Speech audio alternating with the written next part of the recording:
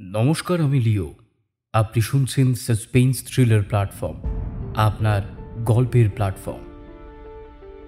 গল্প শুরু করার আগে সকলের কাছে বিনীত অনুরোধ, আপনাদের মধ্যে অনেকেই গল্প শোনার পর আমাদের চ্যানেলটিকে সাবস্ক্রাইব না করেই চলে যান। আপনাদের কাছে অনুরোধ, প্লিজ আমাদের চ্যানেলটিকে সাবস্ক্রাইব করে আমাদের পাশে থাকুন। আপনাদের করা প্রত্যেকটা সাবস্ক্রিপশন আমাদের আরও ভালো করার অনুপ্রেরণা যোগায়। আজ আপনি শুনবেন শ্রী কৃষাণু বন্দ্যোপাধ্যায়ের রহস্যভেদী বাসব সিরিজের আরও একটি গল্প। আজ আপনি শুনবেন রহস্যভেদী বাসবের রাহুকেতু। আজকের গল্পের সূত্রধার, গল্প পাঠ ও বাসবের চরিত্রে আমি লিও। তাহলে আসুন বেশি দেরি না করে শুনে নিই আজকের আমাদের গল্প, শ্রী কৃষাণু বন্দ্যোপাধ্যায়ের রহস্যভেদী বাসব সিরিজের রাহুকেতু।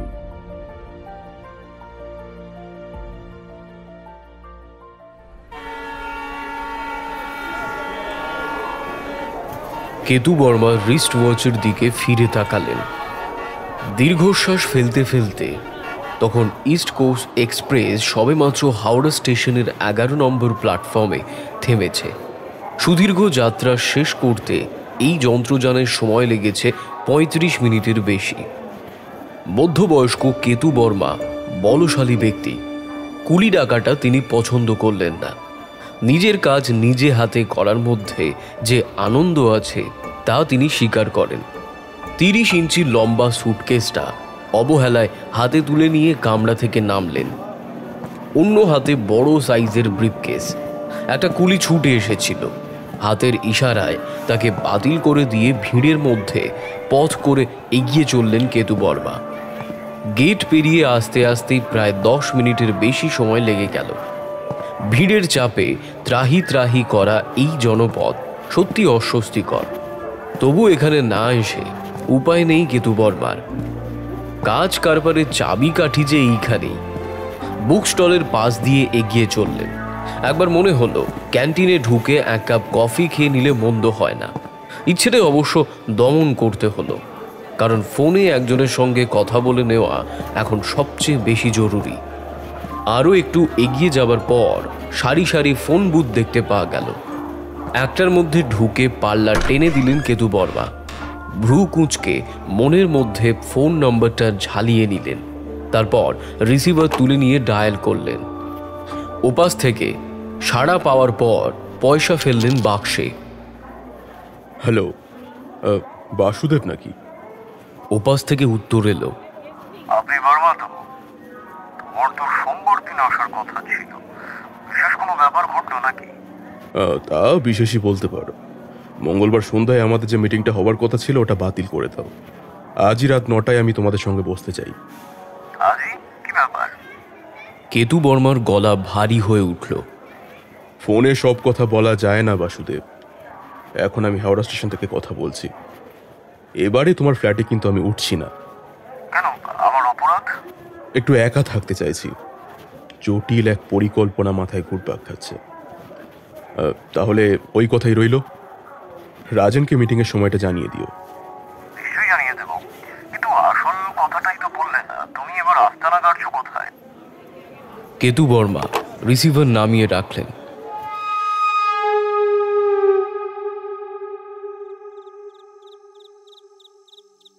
পার্ক ভিউ হোটেল কিন্তু পার্ক স্ট্রিটে নয়, ক্যামাক স্ট্রিটের পরিচ্ছন্ন পরিবেশে এই হোটেলের অবস্থান। আধুনিক কেতায় তৈরি 6তলা একখানা বাড়ি। অবস্থানকারীরা এক বাক্যে স্বীকার করেন এখানকার সার্ভিস এবং অন্যান্য ব্যবস্থা প্রথম শ্রেণী। কেতু বর্মার অধিকারে এখন 110 নম্বর ঘর। জানলার কাছ থেকে সরে এসে উনি সোফায় বসলেন। ড্রেসিং গ্রাউন্ডের পকেট থেকে 4 স্কোয়ারের প্যাকেট বার করে রাখলেন সেন্টার টপের উপর।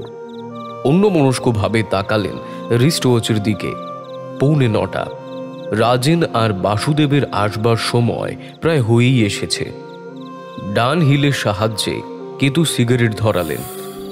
আগামী ব্যবসার সাফল্য সম্পর্কে অবিরাম চিন্তা ভাবনার পর যে সিদ্ধান্তে তিনি উপনীত হয়েছেন তাতে হতাশ হবার কিছু নেই। তবে প্রতিটি পদক্ষেপেই মেপে মেপে ফেলতে হবে। একটু এধার থেকে ওধার হলেই বিপদের আর সীমা থাকবে না। অবশ্য এ ব্যাপারে পার্টনার দুজনকে বুঝিয়ে সুঝিয়ে রাজি করাতে হবে, নইলে পুরো পরিকল্পনাটাই একেবারে বাতিল হয়ে যাবে। দরজায় মৃদু করাঘাত হলো। খোলা আছে, চলে এসো।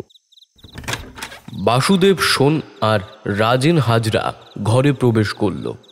কেতু বর্মা উঠে দাঁড়িয়ে বললেন, তা তোমাদের খবর সব ভালো তো? আসল আলোচনায় আসবার আগে কিছু খেয়ে নেওয়া যেতে পারে।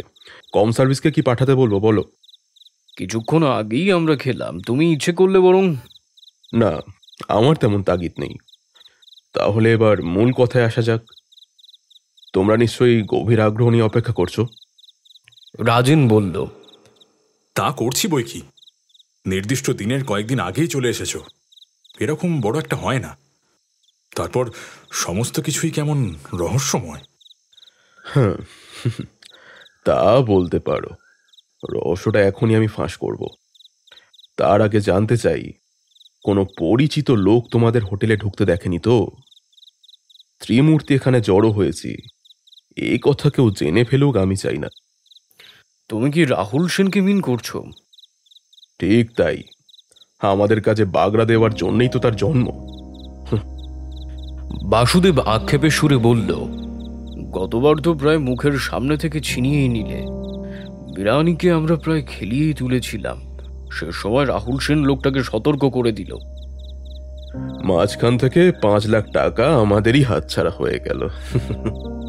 কথাটা বলেই হাসলেন কেতু বর্মা। লোকটার বাহাদুরি আছে, স্বীকার করতেই হবে। রাহুলকে নিয়ে আলোচনা বাড়িয়ে আর লাভ নেই। যাই হোক, এবার আর আমাদের ব্যাপারে নাক গলানো তার পক্ষে সম্ভব নয়। কাজের কথা এবার আসা যাক। কাজের কথায় আসার আগে 3 শ্রীমানের কিঞ্চিত পরিচয় দিয়ে রাখা বোধহয় অন্যায় হবে না।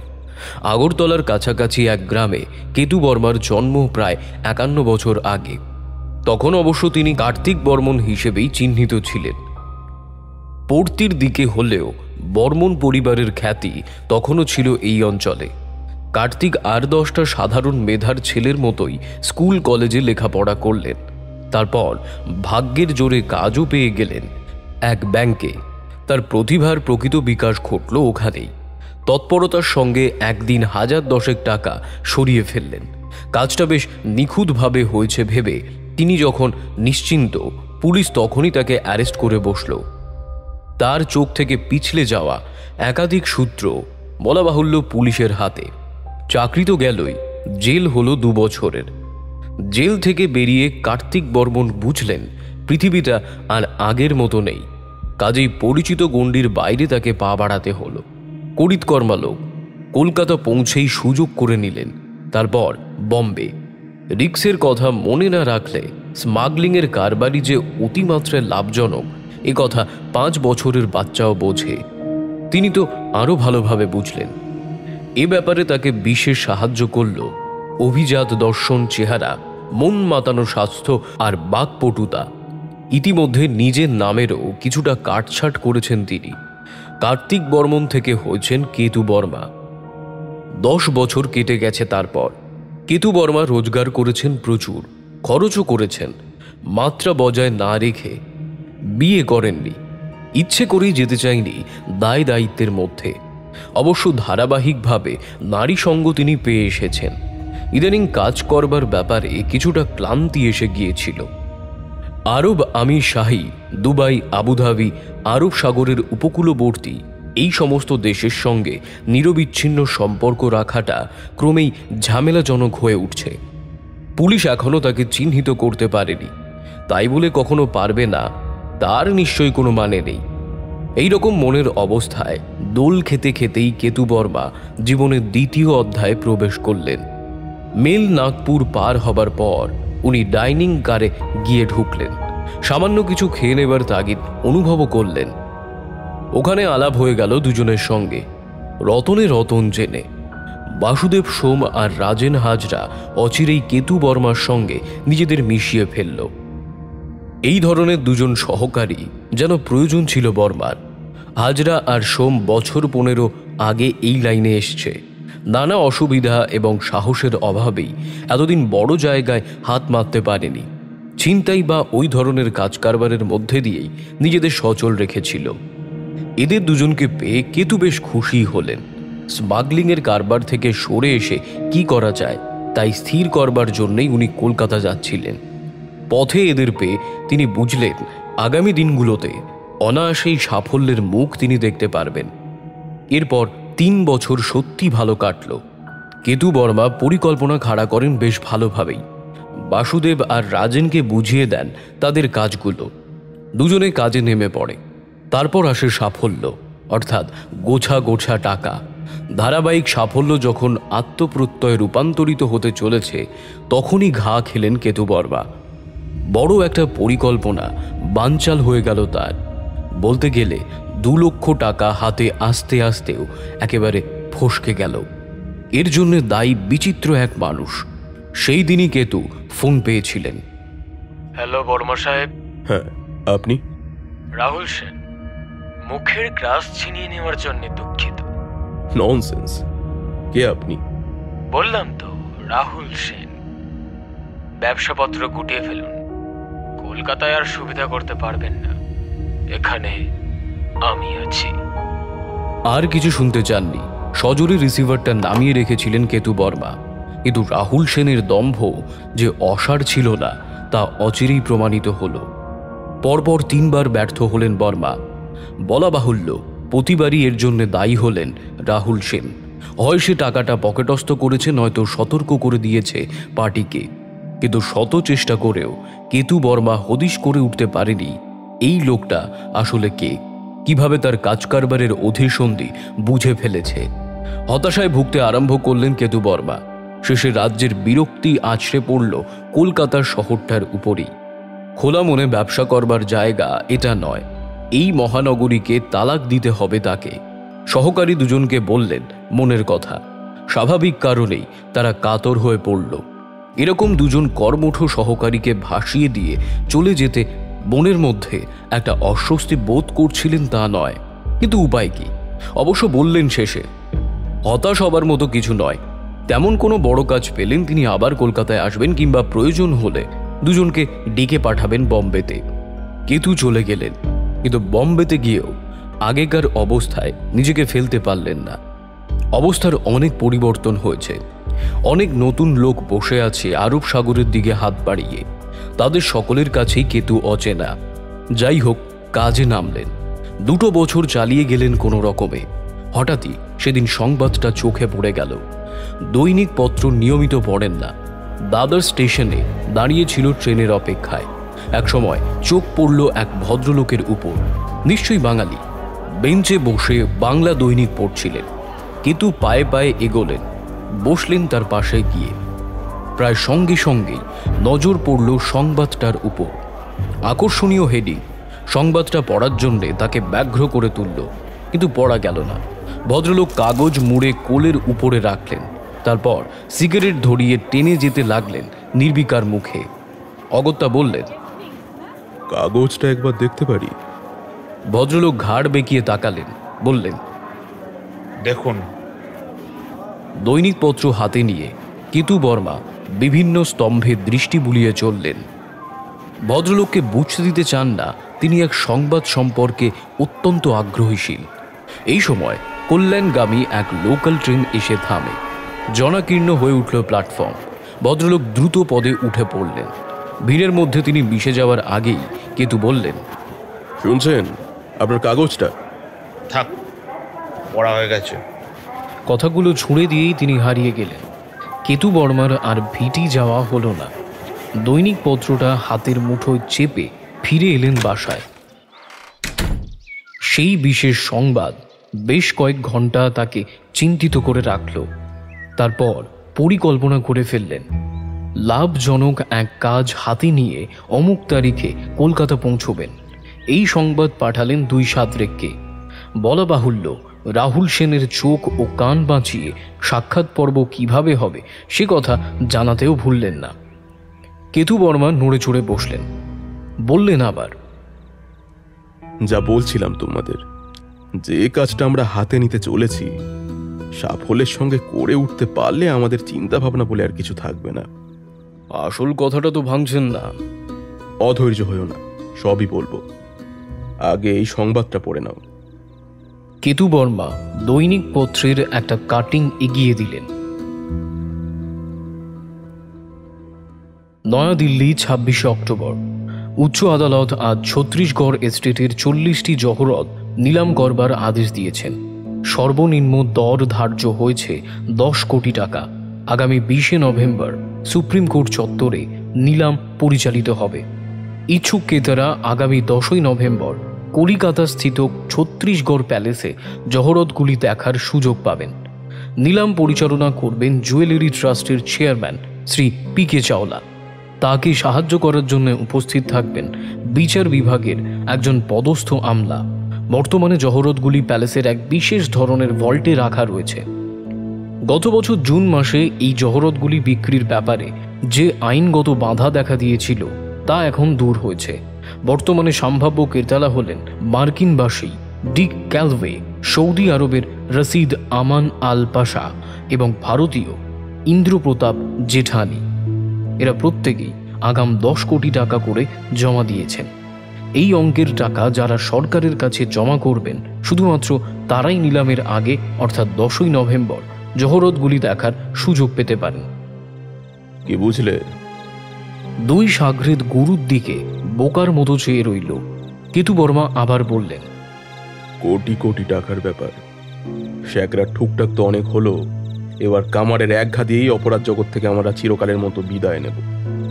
বাসুদেব বলল, কিন্তু আমরা এর মধ্যে আসছি কিভাবে? ঠিকই আসছি, তবে ঢাক ঢোল বাজিয়ে নয়। বুঝতে পারছো না কেন? ওই 40টা হীরা পকেটস্থ করবার পরিকল্পনা এখন আমার হাতে। সত্যি বুঝতে পারছি না তোমার কথা। কড়া সিকিউরিটির মধ্যে রয়েছে ওগুলো। পকেটস্থ করা দূরের কথা, আমরা হিরেগুলোর ধারে কাছেও পৌঁছতে পারবো না। কিঞ্চিত অসহিষ্ণুভাবে কেতু বর্মা বললেন, তোমরা কি মনে করো একটা রূপকথা শোনাবার জন্য আমি বম্বে থেকে ছুটে এসেছি? এতদিনেও আমাকে চিনতে পারলে না। হিরেগুলোর কাছে পৌঁছাবার চাবিকাঠি হাতে নিয়েই কলকাতায় এসেছি। তবুও বাসুদেব ও রাজেন কোনো ভরসা পেল না।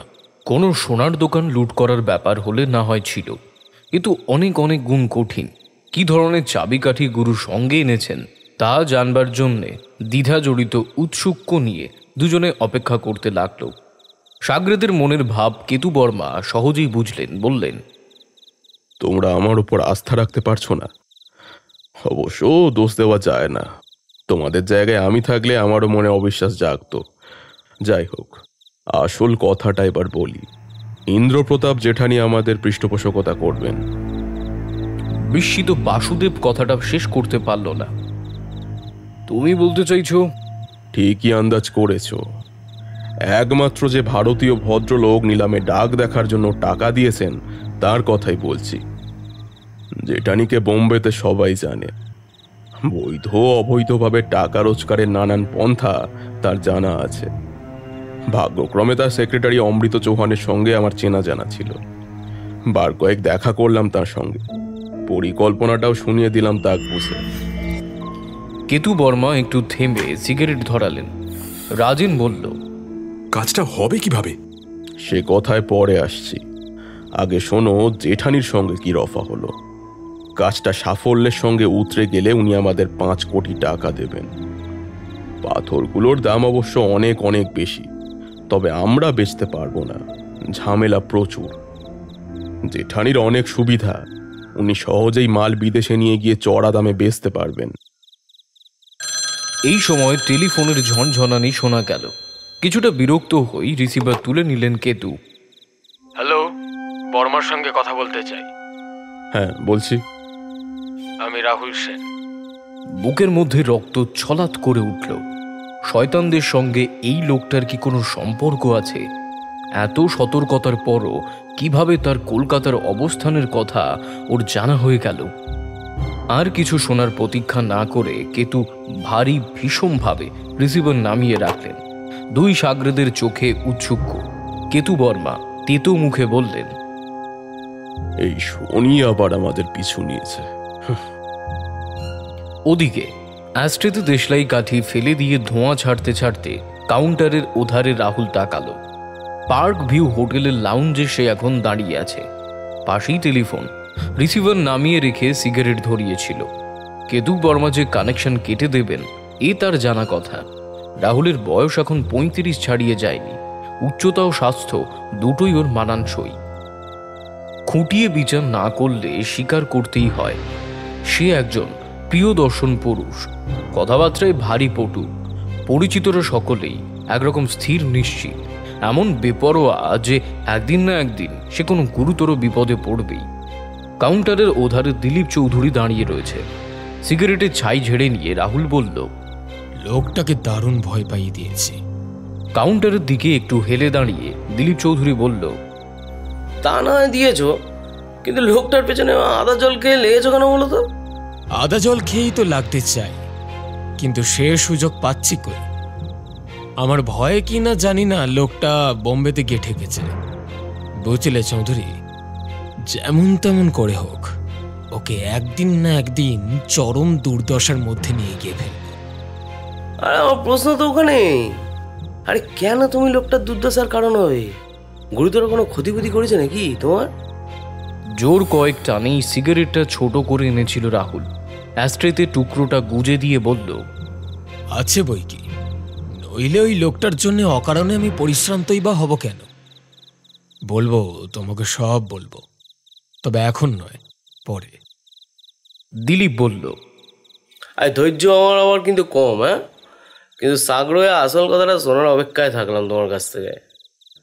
ভালো কথা। এই লোক দুটো ছাড়া আর কেউ এসেছিল কেতু বর্মার কাছে? না, আর কেউ আসেনি। Phone tone?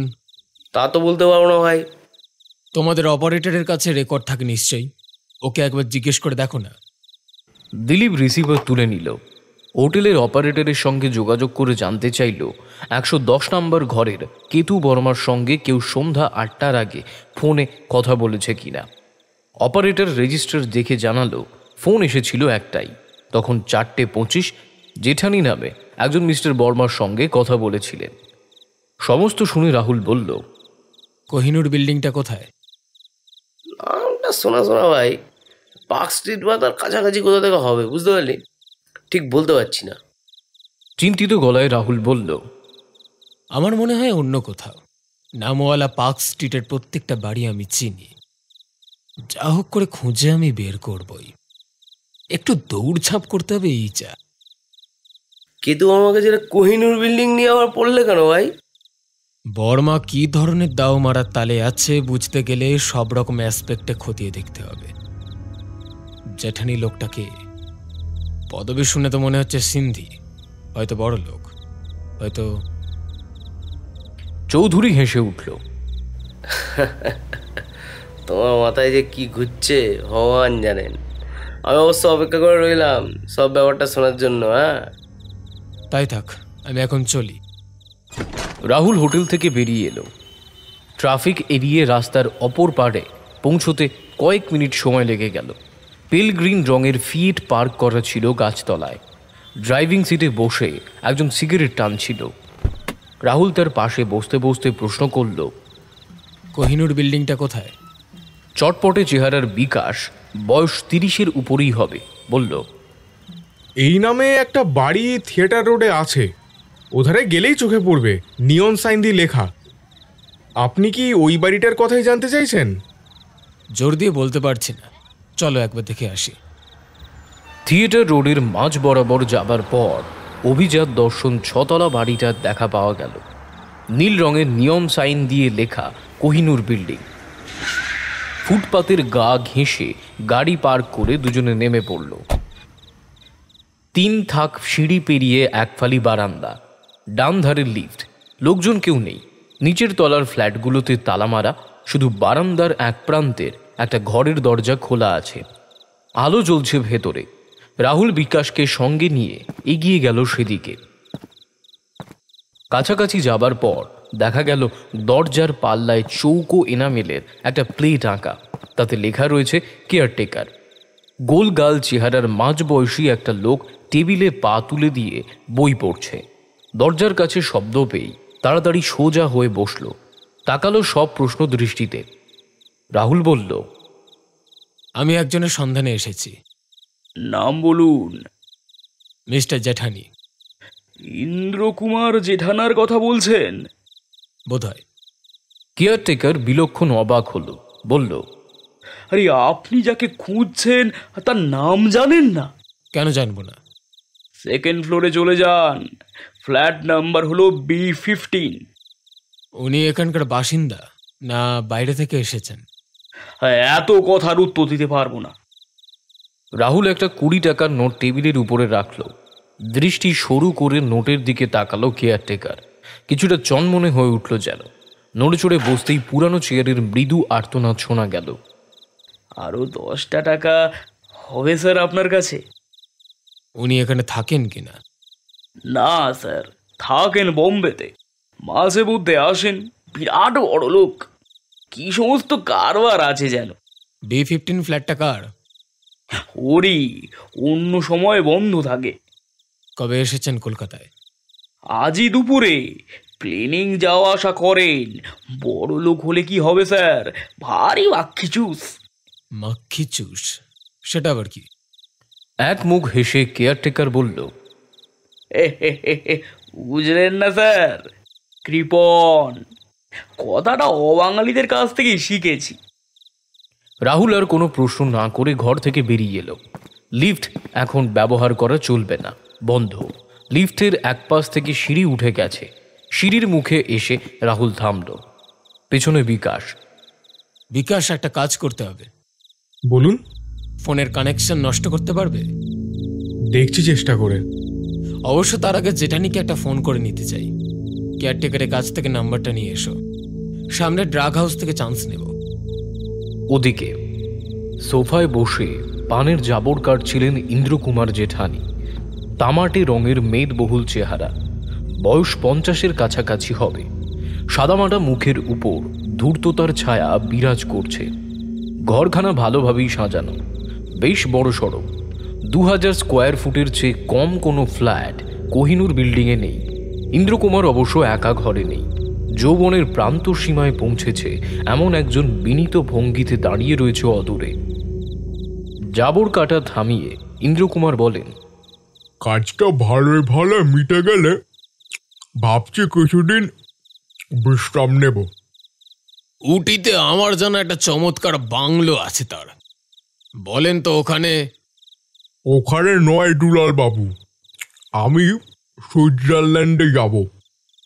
জেনিভাতে কিছুদিন থাকতে চাই। কাগজপত্র সব রেডি। এখন কটা হচ্ছে কেতু বর্মা কাজটা ঠিক মতো করতে পারবে কিনা।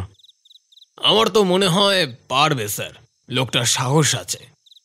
তাছাড়া লোভে একেবারে পাগল হয়ে উঠেছে। ওই ভরসাতেই আছি। তোমার দায়িত্ব কম নয়। কেতু বেরোবে প্যালেসের পেছন দিক থেকে। স্টার্ট নেওয়া একটা গাড়িতে তুমি থাকছো। কেতুকে তুলে নিয়ে সোজা মেটিয়া বুর্জে তোমার আস্তানায় চলে আসবে। পথে গাড়িটা ছেড়ে দিয়ে ট্যাক্সি ধরতে পারো। আমার মনে হয় সেটাই ঠিক কাজ হবে। গাড়িটার সূত্র ধরে যদি... ইন্দ্রকুমার মৃদু হেসে বললেন, আমি কাঁচা কাজ করি না দুলাল বাবু। বম্বে থেকে একটা চোরাই গাড়ি কালকের মধ্যেই এসে পড়বে। যা বলছিলাম, আমি তোমার আস্তানে উপস্থিত থাকবো। কেতুকে শেষ করে ফেলা হবে ওখানে।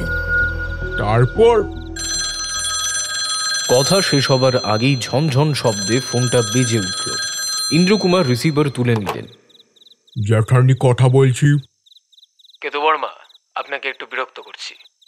কি হলো আবার? তোমার তো সকালে আসবার কথাই ছিল। নতুন কিছু ঘটলো নাকি? সকালে যেতে পারবো না, হোটেলে আটকে পড়েছি বিশেষ কাজে। এখন যে যাব তার উপায় নেই, শরীর ভালো ঠেকছে না। বলতেটা কি চাও? আমার সহকারীকে পাঠাচ্ছি, ওর সঙ্গে যদি দয়া করে কথা বলে নেন কাজটা একটু এগিয়ে থাকতো। বেশ, পাঠিয়ে দাও। রওনা হয়ে গেছে, আপনার ওখানে পৌঁছলো বলে। ছাড়ছি। লাইন কেটে গেল। ভ্রু কুঁচকে রিসিভার নামিয়ে রাখলেন ইন্দ্রকুমার। বিলক্ষণ বিরক্ত হয়েছেন তিনি। লোকটার সাহস আছে, নিজে না এসে সহকারীকে পাঠাচ্ছে এখানে। নেহাত কাজ আদায় করতে হবে, নইলে এই ধরনের বেয়াদব লোককে বরখাস্ত করে যাওয়া তার স্বভাব নয়।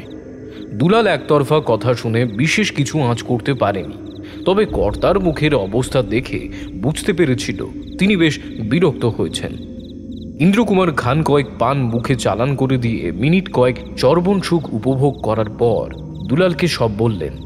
দুলাল বলল, লোকটাকে ক্ষমা করুন স্যার, কদিন আর বাঁচবে। তা বটে, গুলিটা করবে ওর ডান চোখে। মৃদু ছন্দে কলিং বেলটা বাজল কয়েকবার। ইঙ্গিত পেয়ে দুলাল গিয়ে দরজা খুলে দিল। আগন্তুক বলল, কেতুবর্মা আমাকে পাঠিয়েছেন, আসুন। আগন্তুককে খুঁটিয়ে দেখলেন ইন্দ্রকুমার। স্বীকার করতেই হবে, মনে দাগ কাটার মতো চেহারা কেতু বর্মার সহকারীর। রাহুলও সবকিছু দেখে শুনে নিচ্ছিল। ইন্দ্রকুমারকে চিনে নিতে কোনো অসুবিধা হয়নি। এখন সামনে তার কঠিন পরীক্ষা। বর্মাকে বলবেন এই ধরনের ব্যবহারে আমি অভ্যস্ত নই। যা হোক, এসে যখন পড়েছেন কাজের কথাটা সেরে নেওয়া যেতে পারে। উনি নিজেই আসতেন, হঠাৎ অসুস্থ হয়ে পড়ায় আমাকে পাঠিয়ে দিলেন। তাই তো শুনলাম। বসুন আপনি। এই দুলাল, প্যালেসের প্ল্যানটা এখানে নিয়ে এসো। দুলাল স্টিল আলমারির ভেতর থেকে বড় আকারের ভাঁজ করা কাগজ বের করে সেন্টার টপের উপরে এনে রাখল। রাহুল ততক্ষণে বসে পড়েছে সামনে সোফায়। ইন্দ্রকুমার নিজের শরীর কিছুটা ঝুঁকিয়ে আনলেন সেন্টার টপের দিকে। পার্চমেন্ট কাগজের উপর আঁকা প্ল্যানটার দিকে আঙুল নির্দেশ করে বললেন, অনেক কষ্টে অনেক খরচ করে এই প্ল্যানটা তৈরি করানো সম্ভব হয়েছে। আমার কাজের পদ্ধতি হলো, যা কিছু করো নিখুঁতভাবে করো। বিনীত ভঙ্গিতে রাহুল বলল, আমরা সে কথা জানি, বসও আপনার প্রশংসায় পঞ্চমুখ। শুনে খুশি হলাম। ভালোভাবে দেখে নিন। এবার কাজের কথায় আসা যাক। প্ল্যানটা উত্তর দিকের এই যে দরজা, এই দরজা, বারান্দা আর বাউন্ডারি ওয়ালের মধ্যে একটা বাগান পেরোতে আধ মিনিটও সময় লাগবে না। মনে রাখতে হবে এই অংশটা হলো প্যালেসের পেছন দিক, আর ওদিক দিয়েই পালাতে হবে। চিলতে বাগান আছে। বাউন্ডারি ওয়াল পার হওয়া যায় কিভাবে? সেই কথাটাই আসছি এবার। ব্যবস্থা থাকবে। নাইলনের একটা মই ওদার থেকে নামিয়ে দেওয়া হবে। পাঁচিলের ওধারে স্টার্ট করা মোটর থাকছে। ব্যাপারটা বুঝতে পারলেন তো? চিন্তিত গলায় রাহুল বলল, ওধারে কি কোনো শাস্ত্রী থাকবে না? মৃদু হেসে জেঠানি বললেন, নিশ্চয়ই থাকবে, নিশ্চয়ই থাকবে। কম করেও জনচারেক রাইফেলধারী থাকবেই। ওরা কিছু বোঝার আগেই ব্যবস্থা নিতে হবে। তা কি করে সম্ভব? একটা লোক ভেতরে যাবে, আবার কিছুক্ষণ পরে বেরিয়ে আসবে, অথচ শাস্তিটা দেখতে পাবে না। এমনও তো হতে পারে ওরা দেখেও দেখবে না। এরপর কিছুটা ভারী গলায় জেঠানি বললেন, সমস্ত কিছু এক্সপ্লেন করে বলার কোনো প্রয়োজন দেখি না। যতটুকু প্রয়োজন ততটুকু আপনাদের জানা থাকলেই হলো। এই প্ল্যানের পেছনে আমার $1,02,000 টাকা খরচ হচ্ছে, এটা কেতু বর্মা জানে। রাহুল আর অহেতুক কৌতূহল প্রকাশ করল না। এরপর প্ল্যানের পরবর্তী অংশ নিয়ে অনেকক্ষণ আলোচনা চলল। রাহুল ওখান থেকে যখন বিদায় নিল রাত তখন 11টা। বিকাশ গাড়িতে বসে স্টিয়ারিংয়ে মাথা রেখে ঘুমোচ্ছিল। রাহুল ওকে তুলল। বিকাশ ফিয়েট স্টার্ট দিল, বলল, কোন দিকে যাবেন? আমাকে এলগিন রোড নামিয়ে দিয়ে তুমি গাড়ি নিয়ে চলে যাও। ফিয়েট গতি নিল। সিগারেট ধরিয়ে নিয়ে রাহুল আবার বলল, এখন মনে হচ্ছে কাজটা আমি ভালো করলাম না। কোন কাজটা? জেঠানির সঙ্গে দেখা করাটা আমার ঠিক হয়নি। গভীরভাবে চিন্তা ভাবনা না করে কাজ করতে গেলে এইরকমই হয়। আপনি ভেতরের কথা নিশ্চয় জানতে পেরে গেছেন। আপনি তাই তো চাইছিলেন। তা ঠিক, জেনেছি অনেক। ব্যাপারটা যে এমন দুরম্ভ আকারের ভাবতেও পারিনি। ওরা সত্যি যদি কাজটা সাফল্যের সঙ্গে করতে পারে তবে আমাদের দেশের অপরাধ জগতে যুগান্তর আসবে। কিন্তু ব্যাপারটা যখন জানা হয়ে গেছে তখন তো ওদের আপনি হাতের মুঠোয় পেয়ে গেছেন। এরপর আপনার পক্ষে পরের চালটা দেওয়া সহজ হয়ে যাবে। আমার কি মনে হচ্ছে জানো, অন্য মনস্কতার কারণে দরুন পাকা গুঁটিটা কাঁচিয়ে দিয়েছি। কাল সকালে নিশ্চিতভাবে জ্যাঠানির সঙ্গে কেতু বর্মার দেখা হবে। তখনই জানাজানি হয়ে যাবে একটা উটকো লোক ভেতরের ব্যাপার জেনে কেটে পড়েছে। একটা লরিকে পাশ কাটিয়ে বিকাশ বলল, লোকটা যে কে কেতু বর্মা ঠিকই বুঝতে পারবে। বলাই বাহুল্য সাবধান হয়ে যাবে ওরা, প্ল্যান পাল্টে ফেলতে পারে। যাকে যাকে যা হওয়ার হয়ে গেছে, এখন দেখতে হবে ওরা নিজেদের কতটা গুটিয়ে নেয়। বিকাশ ফুটপাত ঘেঁষে গাড়ি থামালো। সামনেই একটা আধুনিক ধাঁচের 4 তলা একটা বাড়ি। রাহুল কিছু না বলে গাড়ি থেকে নেমে পড়ল। ওই বাড়ির তেতলায় যখন গিয়ে পৌঁছালো 11টা বেজে গেছে। 4টে ফ্ল্যাট আছে এই তলায়। সিঁড়ির ডাম ধারের ফ্ল্যাটের কলিং পুষে চাপ দিল রাহুল। একটু বিরতি, আবার চাপ দিল। দরজা খুলে গেল। দরজার ওপাশে মিষ্টি হাসিতে মুখ ভাসিয়ে এসে দাঁড়িয়েছে পাঘড় যৌবনা এক যুবতী। সুন্দরী শ্রেণীতে তাকে ফেলা না গেলেও ভারী সুশ্রী। রাহুল একটা দীর্ঘশ্বাস ফেলল, তারপর এগিয়ে গিয়ে সবলে জড়িয়ে ধরল তাকে। এই কি হচ্ছে কি? দরজাটা খোলা রয়েছে না? এত রাতে আমাদের ফ্ল্যাটে উকি মারবার জন্য কে আসবে বলো তো? অনেকের আবার সময় জ্ঞান থাকে না। দেখে ফেললেই বা কি এলো গেল। বাহ, অসভ্য ভাববে না? তাই তো। রাহুল ওকে ছেড়ে দিয়ে সোফা এসে বসল। রুমা দরজাটা বন্ধ করে দিয়ে ওর পাশে বসতে বসতে বলল, তাড়াতাড়ি আসতে পারো না? ইচ্ছে ছিল, কিন্তু হঠাৎ এমন একটা কাজে জড়িয়ে পড়লাম যে। কাজ আর কাজ। উঠলে যে? খাবে তো? আমি গিয়ে ব্যবস্থা করি, তুমি ডাইনিং স্পেসে এসো। রাহুল সিগারেট ধরিয়ে নিয়ে বলল, আমি খাবো না। না ভেবেচিন্তে একটা কাজ করে ফেলায় মনটা একেবারে খিঁচড়ে গেছে। খেতে একেবারে ইচ্ছে করছে না। রুমা ওর হাত ধরে টান দিয়ে বলল, ইচ্ছে না করলে তো চলবে না।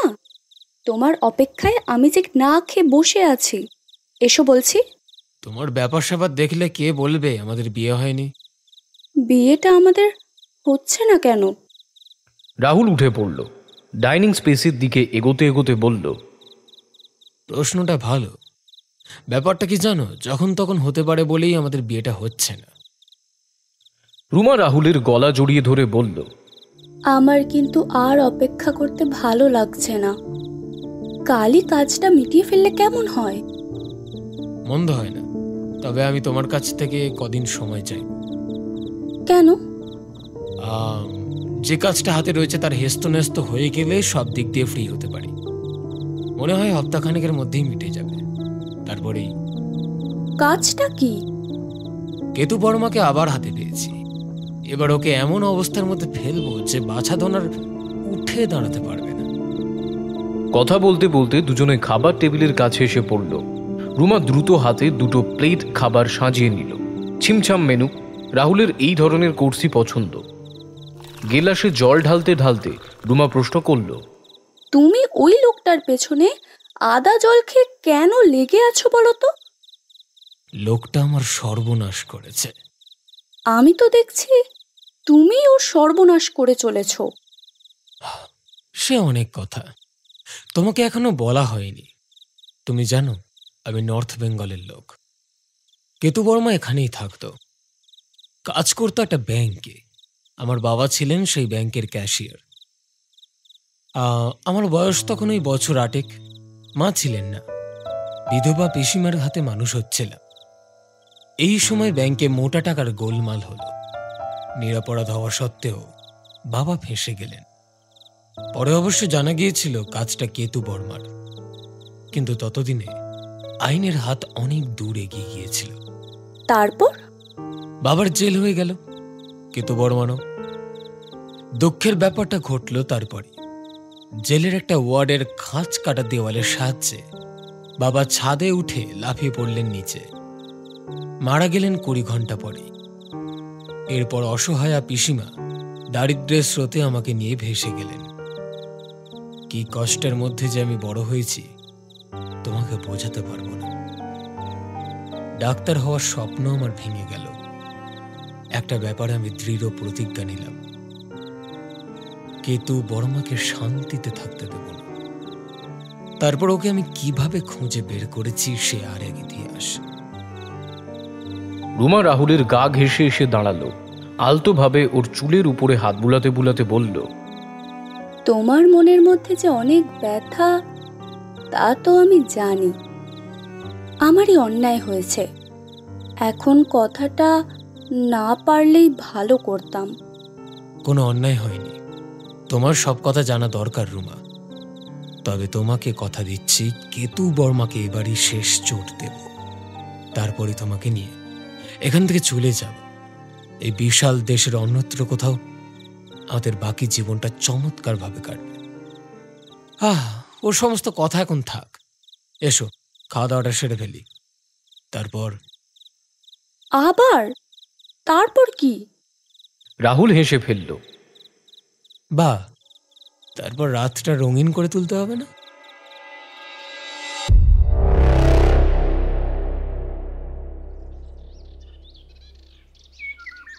বেশ ভোরেই পার্থ সমাদ্দারের ঘুম ভেঙে গেল। নিজের ঘরে নিজের বিছানায় থাকলে ঘুম ভাঙতে আরও অন্তত 3 ঘন্টা সময় লাগত। এখন আছেন হোটেলে। গতকাল দুপুরে বর্ধমান থেকে এসে পার্ক ভিউ হোটেলে উঠেছেন। আড়মোড়া ভেঙে বিছানায় উঠে বসলেন সমাদ্দার। বালিশের পাশে সিগারেটের প্যাকেট ছিল। লাইটারের সাহায্যে সিগারেট ধরিয়ে নিয়ে ঘন ঘন টান দিলেন কয়েকবার। বাঁশি মুখে সিগারেট টানা একটা ঝক মারি। তবু নেশার হাতছানি উপেক্ষা করতে তিনি পারেন না। সমাদ্দার এজেন্সির ব্যবসা করেন। কয়েকটা বড় বড় কোম্পানির মাল নিয়ে তার কারবার। সেই সূত্রেই কলকাতায় তাকে মাঝে মাঝেই আসতে হয়। সমাদ্দার মনে মনে সারা দুপুর কিভাবে কাজ করবেন তারই ছক কাটতে লাগলেন। একসময় সিগারেট ছোট হয়ে এলো। টুকরোটা অ্যাস্ট্রেতে গুঁজে দিয়ে বিছানা ছেড়ে জানলার সামনে এসে দাঁড়ালেন। সূর্যের নরম আলোয় রাস্তাঘাট গাছপালা সমস্তই ভারী পরিচ্ছন্ন দেখাচ্ছে। 6:30টার বেশি এখন হবে না। বাথরুমে যাবার তাগিদ অবশ্য ছিল না, তবু একবার ঘুরে আসার বাসনা তিনি বাতিল করতে পারছিলেন না। জানলার কাছ থেকে সরে এসে কয়েক পা এগিয়ে তাকে থামতে হলো। ড্রেসিং টেবিলের উপর একটা লাইটার রাখা রয়েছে। তার থেমে পড়ার কারণই হলো ওই সুদৃশ্য লাইটারটা। সমাদ্দারের ওটা নয়। গত রাত্রে পাশের ঘরের বিশাল চেহারার ভদ্রলোক ভুল করে ফেলে গেছেন। পার্থ সমাদ্দার ভ্রু কুঁচকে ভদ্রলোকের নামটা মনে করবার চেষ্টা করলেন। হ্যাঁ, উপাধি বর্মা। নামটা মনে পড়ল না। ডিনার সেরে সবে ঘরে ফিরেছেন এমন সময় ভদ্রলোক এলেন। সংকোচের সঙ্গে জানতে চাইলেন ইস্টার্ন রেলওয়ে টাইম টেবিল আছে কিনা। টাইম টেবিল ছিল না, ছিল ব্র্যাডস। সেখানাই সমাদ্দার বাড়িয়ে দিলেন। নেড়েচেড়ে কি সমস্ত দেখে নিয়ে ভদ্রলোক ধন্যবাদ সহকারে ব্র্যাডসটা ফিরিয়ে দিয়েছিলেন। তারপর মিনিট 20 সৌজন্যসূচক কথাবার্তা হয়েছিল দুজনের মধ্যে। মনে হচ্ছে তখনই লাইটার ফেলে রেখে বর্মা নিজের ঘরে ফিরে গেছেন। বাথরুমে যাওয়া আর হলো না। বালিশের পাশ থেকে রিস্ট ওয়াচ তুলে নিয়ে দেখলেন ঘড়ির কাঁটা আরও কিছুটা সরেছে। বর্মা বোধহয় ঘুম থেকে উঠেছেন। ধূমপানের তাগিদ অনুভব করলেও ইচ্ছে পূরণ হচ্ছে না, কারণ লাইটারটা এ ঘরে। লাইটারটা হাতে নিয়ে পার্থ সমাদ্দার নিজের ঘর থেকে বেরুলেন। পাশের ঘরে নক করতেই দরজাটা নড়ে উঠল, অর্থাৎ ভেতর থেকে বন্ধ নয়। সমাদ্দার পাল্লা ঠেলে ভিতরে ঢুকলেন। ওদিকে বাসুদেব সোমার রাজেন হাজরা লিফটের সাহায্য না নিয়েই 3 তলায় এসে উপস্থিত হলো। কিছুটা হাঁপিয়ে পড়েছে দুজনেই। সাত সকালে হোটেলে আসার উদ্দেশ্য হলো কেতু বর্মার এই রকমই নির্দেশ ছিল। বর্মা সাগরের দুজনকে সঙ্গে নিয়ে জেঠানির সঙ্গে সকাল সকাল দেখা করতে চান। পরিকল্পনা অনুসারে কাজ আরম্ভ করার মুখেই রাহুল সেনের উপস্থিতি মঙ্গলজনক নয়। ব্যাপারটা জেঠানিকে ভালোভাবে বুঝিয়ে বলা দরকার। লোকটা টাকা পয়সা আছে, পরিষ্কার মাথা আছে। রাহুলকে ফাঁকি দেবার একটা পথ নিশ্চয়ই বার করবে। রাজেন, গুরুর ঘর থেকে লোকটা আবার কে বেরোলো? ব্যাপার কি? আমাদের সকাল সকাল ডেকে গুরু নিজেই গায়েব। দরজা খোলা থাকাটাও আমার কেমন কেমন লাগছে। বাসুদেবের কথায় রাজেন সচকিত হলো। একজন মাঝবয়সী লোক কেতু বর্মার ঘর থেকে বেরিয়ে পাশের ঘরে ঢুকে গেল। দুজনে মুখ চাওয়াচাবি করার পর খোলা দরজার পাল্লা ঠেলে গুরুর ঘরে ঢুকে পড়ল। কেউ নেই। এগিয়ে গিয়ে বাথরুমে উঁকি মারল। কেতু বর্মা অতি সাবধানী লোক। হঠাৎ কোথাও গেলেও নিজের ঘরের দরজা যে খোলা রেখে যাবেন এ কথা ভাবাও যায় না। এখন তো আরও সাবধান হওয়া দরকার। আগামী অপারেশনের প্রস্তুতি সম্পর্কে কাগজপত্র হয়তো আছে।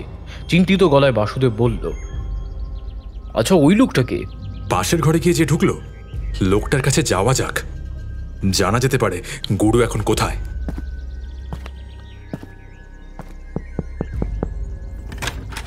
দরজায় কারাঘাত শুনে ঘর থেকে বেরিয়ে এলেন পার্থ সমাদ্দার। বিস্মিত দৃষ্টিতে তাকালেন দুই অপরিচিতের দিকে। বাসুদেব প্রশ্ন করল, বর্মা সাহেব কোথায় গেছেন বলতে পারেন? পাশের ঘরের ভদ্রলোকের কথা বলছেন? আমি তো তার সন্ধানেই গিয়েছিলাম, তিনিও ঘরে নেই। আমরা বর্মা সাহেবের সহকারী, কিন্তু আগে আপনাকে তার কাছে দেখেছি বলে তো মনে হয় না। সমাদ্দার বললেন, ভদ্রলোককে আমি চিনি না, কালই প্রথমবার দেখলাম। আমার ঘরে এসেছিলেন টাইম টেবিলের ব্যাপারে, যাওয়ার সময় লাইটার ফেলে গিয়েছিলেন, সেটাই ফেরত দিতে গিয়েছিলাম, দেখলাম ভদ্রলোক ঘরে নেই। কেউ আর কিছু বলার আগে ওই করিডোরের বেয়ারা এসে উপস্থিত হলো। তার হাবভাবে একটা ভারিক্কি চাল রয়েছে, যদিও তার বয়স খুব একটা বেশি নয়, বছর 25 হবে হয়তো। সে সকলের পাশ কাটিয়ে চলে যেতে যেতে থামল, বলল, কি হয়েছে স্যার? তুমি কি এই তলাতে কাজ করো? বর্মা সাহেব কোথায় গেছেন বলতে পারো? বেয়ারার প্রশ্ন শুনে রাজেন বলল, এই তলার কথা কি বলছেন স্যার? হোটেলের সমস্ত খবর আমার নখদর্পণে। ভারী গলায় পার্থ সমাদ্দার বললেন, বেশি কায়দা মেরো না, বর্মা সাহেব এখন কোথায় আছেন জানা থাকলে সেটাই বলে ফেলো। বেয়ারা ঘাড় নাচিয়ে বলল, হ্যাঁ সে কথাই তো বলতে যাচ্ছিলাম স্যার। রাত 11:30টার পর ভদ্রলোককে নিচে নেমে যেতে দেখেছিলাম, কিন্তু তারপর তিনি ঘরে ফিরেছেন কিনা তা তো বলতে পারবো না। বেয়ারার কথা শুনে রাজেন আর বাসুদেব বেশ চিন্তায় পড়ে গেল। রাত্রে নিচে নেমে যাবার পর তিনি যে আর ফিরে আসেননি তার সবচেয়ে বড় প্রমাণ ঘর এখনো খালি। কিন্তু এত রাত্রে কেতু বর্মা গেলেন কোথায়? জেঠানির সঙ্গে দেখা করতে চলে যাননি তো? কিছুক্ষণ আরো অপেক্ষা করে দেখা যাক, তারপর। বেয়ারা আগেই সরে পড়েছিল। এ ব্যাপারে পার্থ সমাদ্দারের আর কি বা করার থাকতে পারে। তিনি নিজের ঘরে চলে গেলেন। রাজেন আর বাসুদেব নিচে নেমে এলো। ওয়েটিং হলে কিছুক্ষণ অপেক্ষা করাই ওদের উদ্দেশ্য।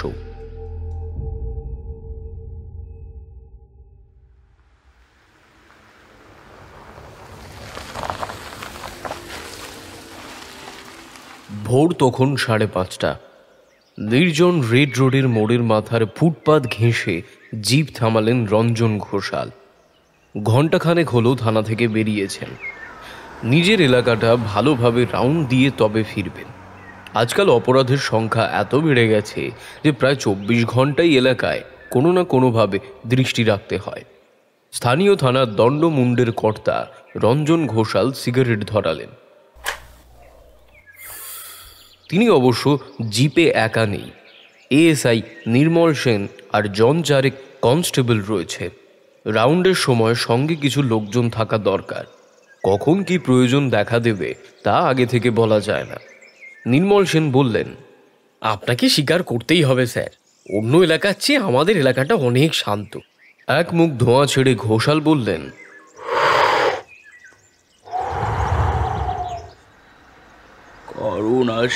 কারণ আছে।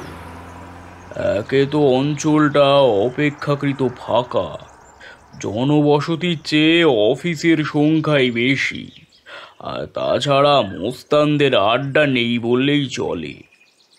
কথাটা ঠিক, তবে দেখো নির্মল, চুরি, ছিনতাই, মারামারি এই ধরনের ক্রাইম হতে থাকলে ঘাবড়াবার কিছু নেই, ঠিক কন্ট্রোলে এসে যায়। ঝামেলা বাঁধে খুন বা ডাকাতি হলে। খুনের ব্যাপারটাও আজকাল সরল হয়ে আসছে স্যার। আর কিছু করার আগেই কোনো পার্টির থেকে জানানো হয় ভিকটিম আমাদের দলের লোক। যদি রুলিং পার্টির দাবি হয় তো আর কোনো কথাই নেই, তদন্তের দফা রফা হয়ে গেল ওখানেই। মৃদু হেসে রঞ্জন ঘোষাল বললেন, ঠিকই বলেছ, যা দিনকাল চলেছে সম্মান বজায় রেখে চাকরি করা একটা ঝকমারি। আসার কথা এইটুকুই যে সময় প্রায় কাটিয়েই এনেছি। আপনার রিটায়ার হতে তো আর 2.5 বছর, তাই তো স্যার? সিগারেটের টুকরোটা ছোট হয়ে এসেছিল। টুকরোটা আঙুলের টোকায় দূরে ফেলে দিয়ে জিপে স্টার্ট নিলেন ঘোষাল। খিদিরপুর ব্রিজ পর্যন্ত এখন যাবেন, তারপর ফিরবেন থানায়। রেড রোডের আধা আধি যাবার পর ওকে সচকিত হতে হলো। রাস্তার 2 ধারে সুদৃশ্য পাঁচিল চলে গেছে, মাঝে মাঝে কিছুটা কাটা। লোকজনের রাস্তা পারাপারের জন্যই হয়তো এই ব্যবস্থা। এইরকমই এক জায়গায় কিছু লোক ভিড় করে কিছু দেখছে, তাদের হাবভাবে উত্তেজনা বিদ্যমান। ঘোষাল জিপ থামালেন। পুলিশ দেখেই কয়েকজন দ্রুত এগিয়ে এলো। একজন দ্রুত গলায় বলল, হ্যাঁ স্যার, দেখুন না। ঘোষাল সদল বলে জিপ থেকে নামলেন। এগিয়ে যেতেই ভিড় সরে গেল। একজন লম্বা চওড়া লোক আধশোয়া অবস্থায় ঘাস জমির উপরে পড়ে রয়েছে। পোশাক আশাক বেশ দামি। ঘোষাল ঝুঁকে দেহটা নিরীক্ষণ করলেন। কোনো ক্ষতচিহ্ন চোখে পড়ল না। দেখা যাচ্ছে না এমন জায়গায়, অর্থাৎ তলপেট বা ও ধরনের আর কোথাও গুলি বা ছোড়া লাগলে রক্ত চুঁয়ে পড়ত, কিন্তু সেরকম কিছু চোখে পড়ল না। অথচ ঘোষালের পুলিশি মন বলছে মৃত্যুটা স্বাভাবিক নয়। উনি বড্ড নেড়ে চেড়ে দেখলেন এবার। তারপর সোজা হয়ে দাঁড়িয়ে ছোট মাপের নিঃশ্বাস ফেললেন। ফিরলেন সহকারীর দিকে, বললেন, বুঝলে সে অন্তত ঘন্টা 5 আগে মারা গেছে লোকটা। রাইগার মঠি সেট ইন করে গেছে। সেন বলল, তদন্তের একেবারে দফা রফা। আমিও সন্দেহ করছি। অবশ্য পোস্টমর্টমের রিপোর্টের পরই সমস্ত কিছু সরল হবে। আর তুমি থানায় চলে যাও, লোকজন নিয়ে ফিরে এসো, এখানকার বাকি ব্যবস্থাটা সেরে ফেলি। আর তারপর বডি পাচারের ব্যবস্থা করতে হবে। সেন দ্রুত জিপের দিকে এগুলো। ঘোষাল এবার ভিড় করে দাঁড়িয়ে থাকা লোকগুলোর দিকে ফিরলেন। রঞ্জন ঘোষাল ক্লান্তভাবে নিজের চেয়ারে বসে পড়ে ঘড়ির দিকে তাকালেন। 9:20। রেড রোডের ধারে পাওয়া মৃতদেহ পোস্টমর্টমের জন্যে পাঠিয়ে দেওয়া হয়েছে। তার আগে অবশ্য মৃতের জামা কাপড় খুঁটিয়ে পরীক্ষা করাও হয়েছে। টাকা পয়সা বা অন্য কোনো দামি জিনিস পাওয়া যায়নি। হত্যাকারী যে সমস্ত নিয়ে সরে পড়েছে বলা বাহুল্য। সুতরাং মৃত ব্যক্তির পরিচয় রয়েছে এখনো অন্ধকারে। জামা প্যান্টের লেবেল দেখে শুধু এইটুকুই বোঝা যায় বম্বের দর্জির তৈরি। ঘোষাল হাই তুলতে তুলতে সেনের দিকে তাকালেন। সেন বলল, এটা রাজনৈতিক খুন স্যার। আমারও তাই মনে হচ্ছে। নইলে এতক্ষণ কোনো পার্টি দাদারা নিশ্চয়ই এসে উপস্থিত হতেন। লোকটার চেহারা কিন্তু ক্রিমিনালদের মতো। ওই দলের ঝগড়াতে লোকটা বোধহয় মারা গেছে, বুঝলেন? সিগারেট ধরিয়ে নিয়ে ঘোষাল বললেন,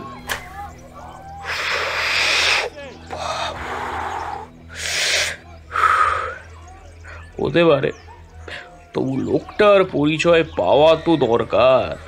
অন্যান্য থানায় খোঁজ খবর নিতে হবে।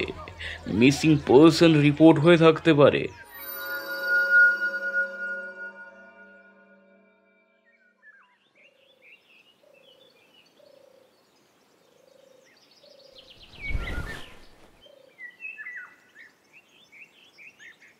রাহুল বিছানায় উঠে বসে আড়মোড়া ভাঙল।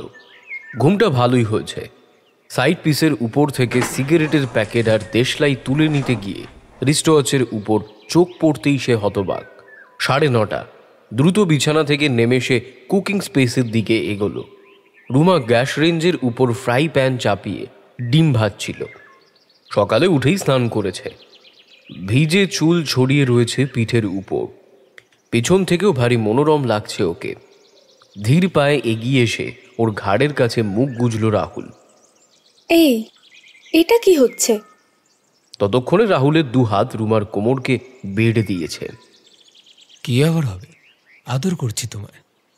তোমার আদরের জোয়ার কাল 2টো পর্যন্ত আমাকে জাগিয়ে রেখেছিল। উঠেই আবার সকালে? ম্যাডাম, এখন সকাল নয়, মধ্যাহ্ন। তা না হয় হলো, তাই বললে। আমার এক সময় কি মনে হয় জানো? কি মনে হয়?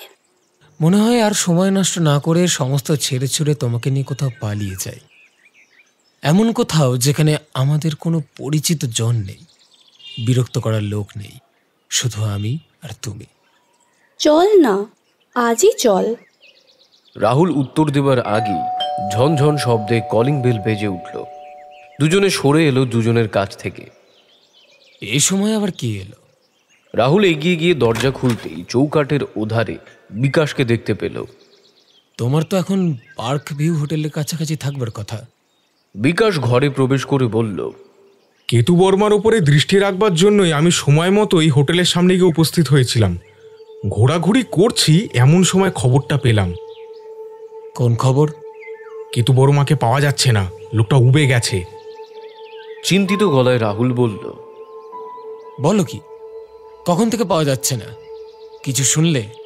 ব্যাপারটা অবশ্য জানা গেছে কিছুক্ষণ আগে, তবে সে গায়েব হয়েছে রাত্রেই।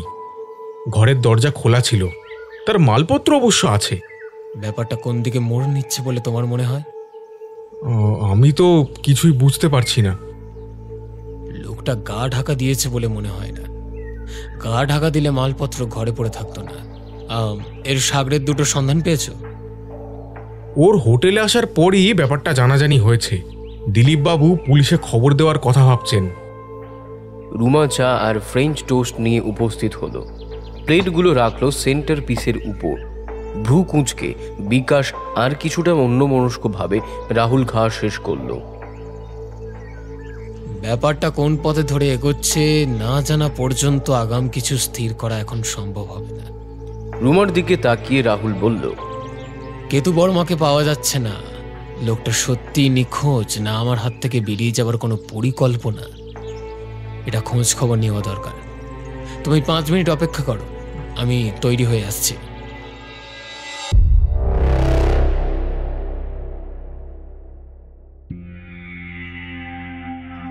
গৌতম সরকার লম্বায় যেমন চড়াতো সেই অনুপাতে যথাযথ। গোল ভরাট মুখ, আধুনিক কায়দায় গোঁফের দুপাশ কিছুটা ঝুলে পড়েছে। স্বাভাবিক কারণেই পুলিশি পোশাকে তাকে দেখাচ্ছেও ভারী জমকালো। ভ্রু কুঁচকে তিনি এখন দাঁড়িয়ে রয়েছেন পার্ক ভিউ হোটেলের তেতলার করিডোরে। ঘণ্টাখানেক আগে হোটেল থেকে স্থানীয় থানাকে জানানো হয়েছিল একজন বোর্ডার নিখোঁজ হয়েছে। এই ধরনের কেস এলে ভারী বিরক্ত হন গৌতম সরকার। রহস্যময় খুনটুন হলে বেশ উৎসাহ পাওয়া যায়, কিন্তু উপায় নেই, তদন্তে আসতেই হলো। করিডোরে তিনি একলা নন, তেতালার বেয়ারা পানু বেরা এক ধারে দাঁড়িয়ে আছে ভীতভাবে। আর আছেন পার্থ সমাদ্দার, বাসুদেব সোম, রাজেন হাজরা এবং দিলীপ চৌধুরী। সকলেরই মুখের উপর অস্বস্তির ছাপ। গৌতম সরকার এতক্ষণ পানুকে জেরা করছিলেন, এবার মাঝারি ধরনের হুঙ্কার ছেড়ে বললেন, এত রাত্রে একজন বোর্ডার থেকে নিচে নেমে যাচ্ছে দেখেও তুমি জানতে চাইলে না তিনি কোথায় যাচ্ছেন? চাপা গলায় পানু বলল, বোর্ডাররা কে কোথায় যাচ্ছে তা নিয়ে আমি কিভাবে প্রশ্ন করতে পারি স্যার? ধমক তো খাবই, ম্যানেজার বলে দিলে চাকরিও যেতে পারে। হ্যাঁ, নিচে নামার পর তিনি কোথায় গেলেন? তা তো জানি না স্যার, শুধু সিঁড়ি দিয়েই নামতে দেখেছিলাম। তারপর তুমি কি করলে? আর তো কাজ ছিল না, আমি খাওয়া দাওয়া সারতে চলে গিয়েছিলাম। গৌতম সরকার এবার দিলীপ চৌধুরীর দিকে ফিরলেন, বললেন, আপনার সঙ্গে ওই ভদ্রলোকের শেষ কখন দেখা হয়? এই দুপুরে ডাইনিং রুমে দেখা হয়েছিল। কোনো কথা হয়েছিল? হ্যাঁ, সামান্যই। উনি বলছেন এরপর থেকে খাওয়ার জন্য ঘরে বাড়ি দেওয়া হয়। আমিও সম্মতি জানিয়েছিলাম আর কি। আপনি কাল কতক্ষণ ডিউটিতে ছিলেন? ওই যেমন থাকি, রাত 10:30 পর্যন্ত, তারপরে কোয়ার্টারে চলে গেছিলাম। আপনার কোয়ার্টারটা কোথায়? এই তো হোটেলের কম্পাউন্ডে পেছন দিকে 3 কামরার একটা কোয়ার্টার মালিকপক্ষ ম্যানেজারদের জন্য তৈরি করে দিয়েছেন, ওইখানেই থাকি আর কি। গৌতম সরকার এবার দিলীপ চৌধুরীর দিকে ফিরলেন, বললেন, নিখোঁজ ভদ্রলোকই প্রথমবার হোটেলে উঠেছিলেন নাকি আগেও এসেছেন? বিস্ময় সুরে দিলীপ বলল, আলাপ একজন বোর্ডারের সাথে ম্যানেজারের যেটুকু সম্পর্ক থাকা স্বাভাবিক সেটুকুই ছিল। আচ্ছা, কি করতেন ওই ভদ্রলোক? একটু ইতস্তত করে দিলীপ বলল, কোনো ব্যবসা ছিল বোধ হয়, সঠিক বলতে পারো না। তবে কানা ঘুষে শুনেছিলাম ওই বোম্বেতে নাকি কি স্মাগলিং এর সঙ্গে জড়িত, বুঝতে পারলেন? আচ্ছা, কিভাবে ধরে নেওয়া হলো উনি নিখোঁজ হয়েছেন? এমনও তো হতে পারে কাউকে না জানিয়ে বিশেষ কোনো কাজে হঠাৎ কোথাও চলে গেছেন। ঘরের দরজা খোলা রেখে চলে যাবেন তা বোধহয় সম্ভব নয়। তাছাড়া মিস্টার বর্মার 2 বন্ধু একেবারে নিশ্চিত যে ও কোনো বিপদ হয়েছে। ওই বন্ধু যুগলকে আগে কখনো দেখেছেন? হ্যাঁ, মিস্টার বর্মা যখনই এখানে উঠেছেন ওই বন্ধু দুটোকে আসা যাওয়া করতে সবসময় দেখেছি। গৌতম সরকার দিলীপের সঙ্গে কথা শেষ করে অন্যান্যদের নিয়ে পড়লেন, কিন্তু আরও ঘন্টা 2 পরিশ্রমের পরও লাভের লাভ কিছুই হলো না। অর্থাৎ বোঝা গেল না কখন এবং কিভাবে কেতু বর্মা অদৃশ্য হয়েছেন, অথবা সত্যি সত্যি অদৃশ্য হয়েছেন কিনা। 241 কে হ্যাঙ্গারফোর্ড স্ট্রিটের ড্রয়িং রুমে তখন সম্পূর্ণ নীরবতা বিরাজ করছে। শৈবাল সেন্টার টপের উপর তাস বিছিয়ে পেশেন্স খেলে চলেছে। বাসব ভীষণভাবে ব্যস্ত ভিডিও গেম নিয়ে। এই খেলার সেটটা কিছুদিন হলো সংগ্রহ করেছে, সময় পেলেই এখন ব্যস্ত হয়ে পড়ছে এই বিজ্ঞান বিচিত্রায়। দেয়াল ঘড়িতে সশব্দে 6টা বাজল। শৈবাল একপাশে তাস রেখে গলা খাঁকারি দিল, বলল, তা কি অবস্থায় রয়েছে? আমার দল পিছিয়ে পড়েছে। শৈবাল অবশ্য এরপর কিছু বলার অবকাশ পেল না। অভাবনীয়ভাবে ঘরে প্রবেশ করলেন হোমিসাইডের বড় কর্তা পুরন্দর সামন্ত। মুখের অবস্থা তার বিশেষ সুবিধার নয়, মনে হচ্ছে কিছুটা শান্ত। উচ্চবাচ্য না করে সোফায় গা এলিয়ে দিলেন। মৃদু হেসে বাসব বলল, এ তো আগমনের নয়, রীতিমতো আবির্ভাব। পাহাড়ে না সমুদ্রে, কোথায় গিয়েছিলেন? ছুটি কাটিয়ে ফিরলেনই বা কবে? দীর্ঘশ্বাস ফেলে সামন্ত বললেন, সবে কাল ফিরেছি। এসেই এক ঝামেলার মুখোমুখি হতে হয়েছে। একটু এদার ওদার করলেই থানার বাবুরা স্থির নিশ্চিত হয়ে পড়েন কাজটা আর তাদের দ্বারা হবে না। অজ্ঞতা চাপাও হোমিসাইডের ঘাড়ে। ঘাড় কাত করে জব্বর একটা কেস নিয়েছেন মনে হচ্ছে। ঘটনাটা কোন অঞ্চলের? এই অঞ্চলেই। পার্ক ভিউ হোটেলে লোকটা উঠেছিল আমাদের জ্বালানোর জন্য। মরেছে অবশ্য রেড রোডের ধারে গিয়ে। এরপর ঘটনাটা বিস্তারিতভাবে বললেন সামন্ত। বাসব পাইপ দাঁতের ফাঁকে চেপে নিয়ে বলল, বেশ জট পাকানো ব্যাপার। আচ্ছা, রাত্রে হোটেলে পাহারা থাকে না? আমি জানতে চাইছি, কোনো দারোয়ান বা ওই জাতীয় কেউ কি পাহারায় থাকে? হোটেলের ইন্টারনাল সিকিউরিটির ব্যবস্থা এতই ভালো যে বাইরের পাহারাদার রাখার কোনো প্রয়োজনীয়তা দেখা দেয় না। তবে দিনের বেলায় 2 জন উর্দি পড়া দারোয়ান ওই সালাম টালাম ঠোকার জন্য থাকে বটে। কটায় হোটেলের দরজা বন্ধ হয়? এই 10:30 নাগাদ। তার মানে ওই সময় আগেই কেতু বর্মা হোটেল থেকে বেরিয়েছিলেন। সে সময় কাউন্টারে যারা ছিল তাদের তো দেখার কথা। না, কাউন্টারে সেই সময় কেউ ছিল না। 11টা বেজে যাওয়ায় কর্মচারীদের ডিউটি অফ হয়ে গিয়েছিল। বেয়ারা পানুবেরা শুধু দেখেছিল বর্মাকে সিঁড়ি দিয়ে নাকি নেমে যেতে। ভ্রু কুঁচকে বাসব বলল, হোটেলের ভূগোলটা ভালো করে দেখেছেন? আর কোনো পথ নেই তো বেরোবার? ফায়ার স্কেপ আছে? আছে আছে, হোটেলের এই পেছন দিকে যেরকম থাকে আর কি। তবে বর্মাকে তো প্রধান সিঁড়ি দিয়েই নামতে দেখা গেছে। মালপত্র ঘেটে কিছু পেয়েছেন আপনি? কাজে লাগে এরকম কিছু পাওয়া যায়নি। বড় সুটকেসটা তন্ন তন্ন করে খোঁজা হয়েছে, তবে সুটকেস বা ঘরের কোথাও কোনো কানাকড়িও পাওয়া যায়নি, বুঝলেন? বলেন কি, লোকটা স্মাগলার বলছিলেন না? ভালো রকম মাল করেই কাছে থাকা উচিত ছিল। খুঁজে পেতে 1-2 টাকার নোটও পাওয়া যায়নি কিন্তু। বাসব নিভে যাওয়া পাইপ ধরিয়ে নিয়ে বলল, কেতু বর্মা কেন কলকাতায় এসেছিল তা জানা দরকার। বন্ধু 2 জন কি বলছে? তাদের বক্তব্য হলো মাঝে মধ্যে বর্মা হাঁপ ছেড়ে কলকাতায় চলে আসতেন। এবারও এসেছিলেন কয়েকদিনের জন্য বিশ্রাম নিতে। আমার বিশ্বাস হয় না। ওদের ভালোভাবে বাজিয়ে দেখা দরকার। কাজকর্ম কি করে লোক দুটো? ব্রোকার। ভারী সন্দেহজনক ব্যাপার। পেয়ালায় একটা চুমুক দিয়ে সামন্ত বললেন, না, ওদের আব্বাব যে একটু ফিসি তাতে সন্দেহ নেই। তাহলে কি বলছেন, লোক দুটোকে আপনার হাতে ছেড়ে দেবো? মৃদু হেসে বাসব বলল, বেগার খাটতে খাটতে তো কাহিল হয়ে পড়লাম। চলুন তাহলে ঘটনাস্থলে যাওয়া যাক। এত হতাশ হবেন না। পুলিশের উপর আস্থা রাখা তো লোকে ক্রমেই ছেড়ে দিচ্ছে। হোটেলের মালিক আপনাকে দেখলে হয়তো হাতে চাঁদ পাবে, তখন।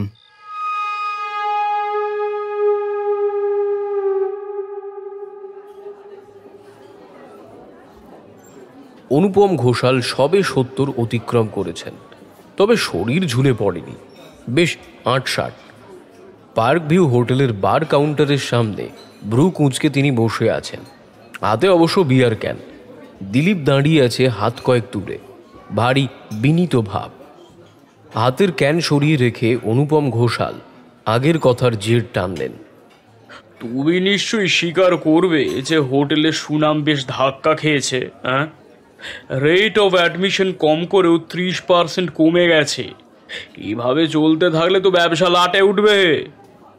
নরম গলায় দিলীপ বলল, না, এখন ব্যাপারটা তাজা আছে, সামনে যাবে। আর অনেক বড় বড় হোটেলে সব খুন যখন প্রায় হয় স্যার। সামনে গেলেই ভালো। পুলিশের লোকেরা ওধারে কার সঙ্গে কথা বলছে বলো তো? একজন বিহার স্যার, স্যার কথা বলছে। আমি এখন নিজের ঘরে যাচ্ছি। পুলিশ যদি আমার সঙ্গে কথা বলতে চায় জানিও। ঘোষাল চেম্বারের দিকে এগোলেন। ওদিকে বাসব এতক্ষণ পানু বেড়াকে নেড়েচেড়ে দেখছিল।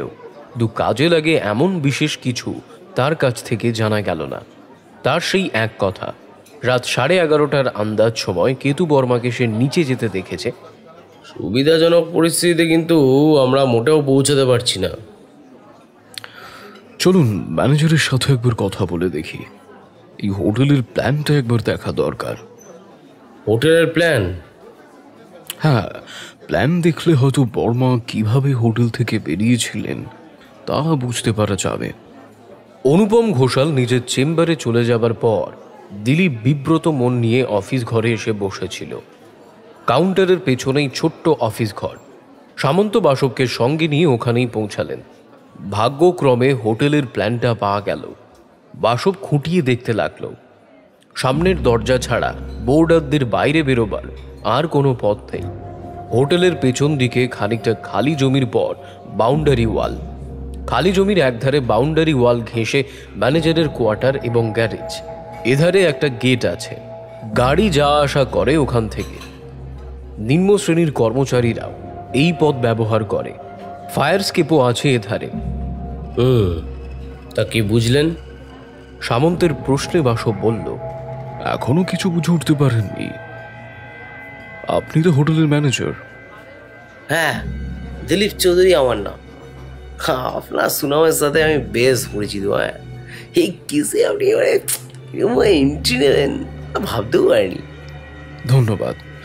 আপনাকে গোটা কয়েক প্রশ্ন করতে পারি? নিশ্চয় নিশ্চয়। বাসব পাইপ ধরিয়ে নিয়ে বলল, আপনার স্টেটমেন্ট আমি পেয়েছি। রাত 10:30টার পর আপনি কাউন্টারের কর্মচারীর কাছ থেকে অবসর নেন, তাই তো? ধরুন তারপর যদি কেউ আসে তখন কি হবে? রাত 10:30টার পরে আমরা কোনো ক্ষেত্রেই কোনো বোর্ডার নিই না, বুঝলেন তো? নিয়ম বিশেষ মানে হয়, আসলে বড় হোটেল কিনা তাই জন্য। কোনো বোর্ডার নাইট শো সিনেমা দেখতে গেছেন বা অন্য কোনো কাজে ফিরতে দেরি হলো, তখন? দুজন নাইট গার্ড থাকে, তারা খুলে দেয়। অর্থাৎ রাত 10:30টার পর কেউ বাইরে থেকে এলে বা ভেতর থেকে বাইরে গেলে নাইট গার্ডের দৃষ্টি এড়ানো যাবে না। ঠিক তাই। এই আপনাদের জন্য কফি আনতে বলি। দিলীপ কথা শেষ করে ইন্টারকামের নব টিপে কফির অর্ডার দিল। সামন্ত চেয়ারে একটু হেলে বসে সিগারেট ধরালেন। বাসব বলল, নাইট গার্ডরা বর্মাকে হোটেল থেকে বেরিয়ে যেতে দেখেননি? এমন তো হয়নি আপনাদের ব্যবহার করো প্যাসেজ দিয়ে বেরিয়ে লোকটা হোটেলের পেছন দিকে গেছে, তারপর গেট পেরিয়ে পড়েছে রাস্তায়? না না, তা হয়নি মিস্টার ব্যানার্জি। কেন? কাউন্টারে 3 জন সামনে দরজা দিয়ে বাড়ি চলে যায়, ঠিক আছে? তারপর আমি ওই প্যাসেজ দিয়ে বাইরের বারান্দায় পৌঁছে প্রতিদিনের মতো প্যাসেজের দরজায় তালা মেরে দিই। বুঝলাম, কিন্তু প্রশ্নটা রয়েই যাচ্ছে, লোকটা বাইরে গেল কিভাবে? এতক্ষণ পরে সামন্ত কথা বললেন। এক্ষেত্রে সমাধানের একটা সূত্রই আমার সামনে রয়েছে। কেতু বর্মা ফায়ার এসকেপ দিয়ে নেমে ওই খোলা জমি মারিয়ে গেট দিয়ে বেরিয়ে গিয়েছে। ঘিটে রাত্রে তালা দেওয়া থাকে, ওই পথ দিয়ে বেরোনোর উপায় নেই। কফি এসে পড়ল। পেয়ালায় ছোট্ট একটা চুমুক দিয়ে বাসব বলল, পরে মাথা ঘামানো যাবে, এবার কেতু বর্মা সম্পর্কে একটু কিছু বলুন। 2 সাগরিদ ছাড়া আর কেউ দেখা করতে আসেনি শুনলাম। এমন কাউকে আপনি জানেন যে লোকটার সম্পর্কে খোঁজ খবর নিয়েছিল বা আগ্রহ প্রকাশ করেছিল? একটু ইতস্তত করে দিলীপ বলল, হে সম্পর্কে আমার কিছু বলা কত সঙ্গত হচ্ছে জানি না আর কি, তবে কেসটা খুনের মনে রাখবেন। হোটেলের সম্মান ওই ব্যাপারে জড়িত, ইতস্তত করবেন না, বলুন পরিষ্কারভাবে। আমার একটা পরিচিত আছে একজন, বুঝতে পারলেন তো, রাহুল সেন। আচ্ছা, কেতু বর্মা সম্পর্কে ভারী আগ্রহশীল ছিল। কিরকম? দিলীপ সেদিন রাহুল তাকে যা বলেছিল বলে গেল একে একে। কেতু বর্মাকে ফোন করেছিল কাউন্টার থেকে, তাও জানাতে ভুলল না। কি করেন ভদ্রলোক? ঠিক যে কি করে তা জানি না, তবে এদের থেকে শুনেছি পাকা পথ দিয়ে এদের রোজগারপাতি হয়, বুঝলেন কি না। কোথায় থাকেন তিনি? এলগিন রোডে। ঠিকানাটা আমায় লিখে দিন, সামন্ত বললেন। এতক্ষণে তদন্ত আগে বাড়িয়ে নিয়ে যাওয়ার একটা সূত্র পাওয়া গেল। এই রাহুল সেন একটা ফিশি ক্যারেক্টার, কিন্তু ওকে নেড়ে চেড়ে আপনি প্রথমে দেখুন, তারপর না হয়। ঠিক আছে মিস্টার চৌধুরী, কেতু বর্মার সঙ্গে কেউ ফোনে কথা বলেছিল বা সে কারোর সঙ্গে যোগাযোগ করেছিল কি না সেটা আমায় বলতে পারেন? মৃদু হেসে দিলীপ বলল, ঠিক এই ধরনের প্রশ্ন আমায় করেছিল রাহুল। ওর কাছ থেকে খোঁজ নিয়ে জানা গেছিল ওই জেরানি নামে একজন লোকের সাথে কথা বলছিল আর কি। ঠিকানা পাওয়া গিয়েছিল? কোহিনুর বিল্ডিং থেকে ফোন এসেছিল, বাড়িটা কোন রাস্তায় তা অবশ্য জানা হয়নি। সহযোগিতার জন্য ধন্যবাদ। আজ এই পর্যন্তই। বাসব ও সামন্ত আসন ছেড়ে উঠে পড়ল।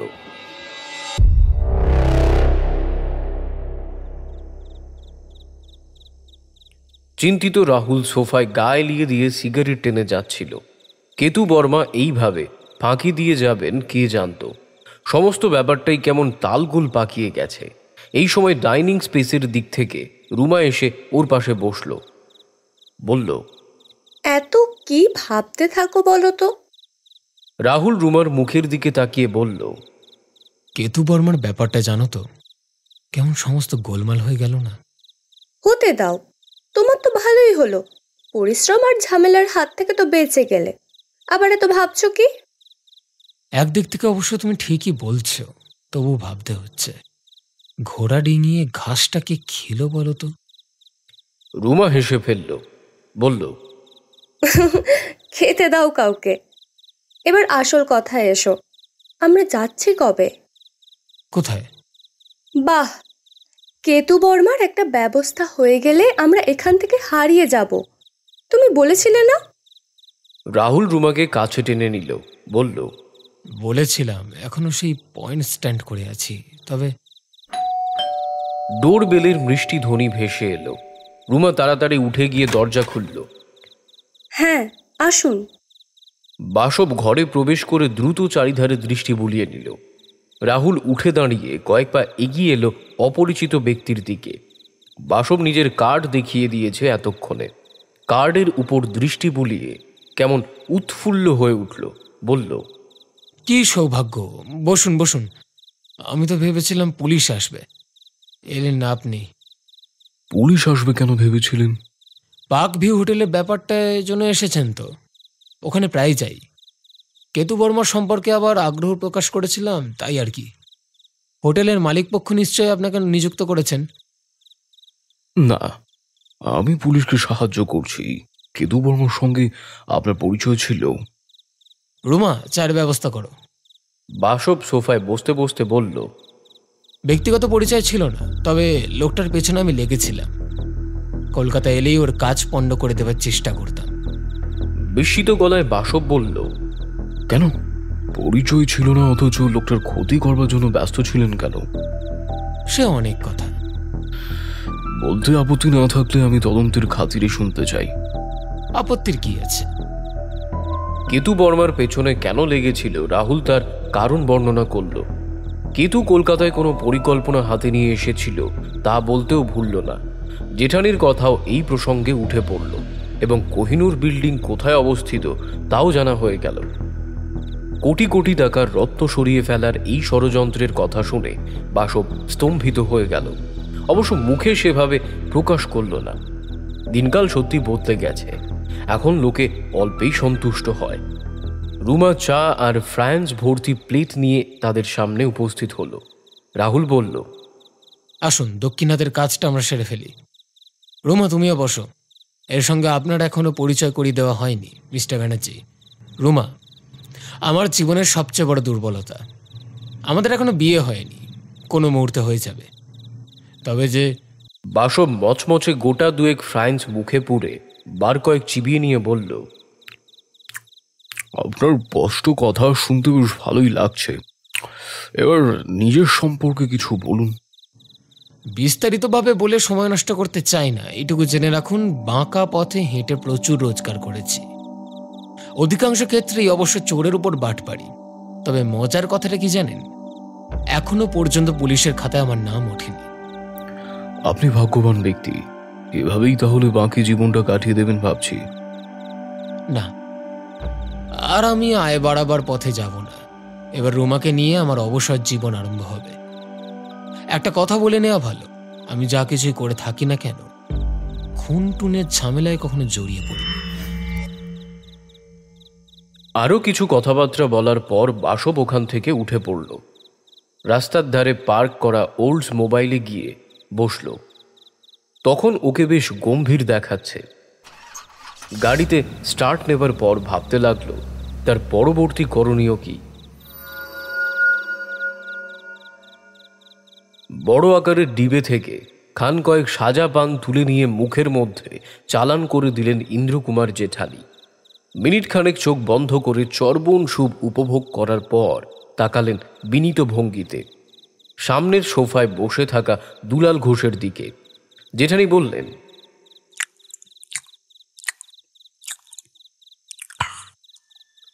সুযোগ ভালোই পেয়েছিলাম, কাজ উদ্ধার হয়ে যেত সহজেই।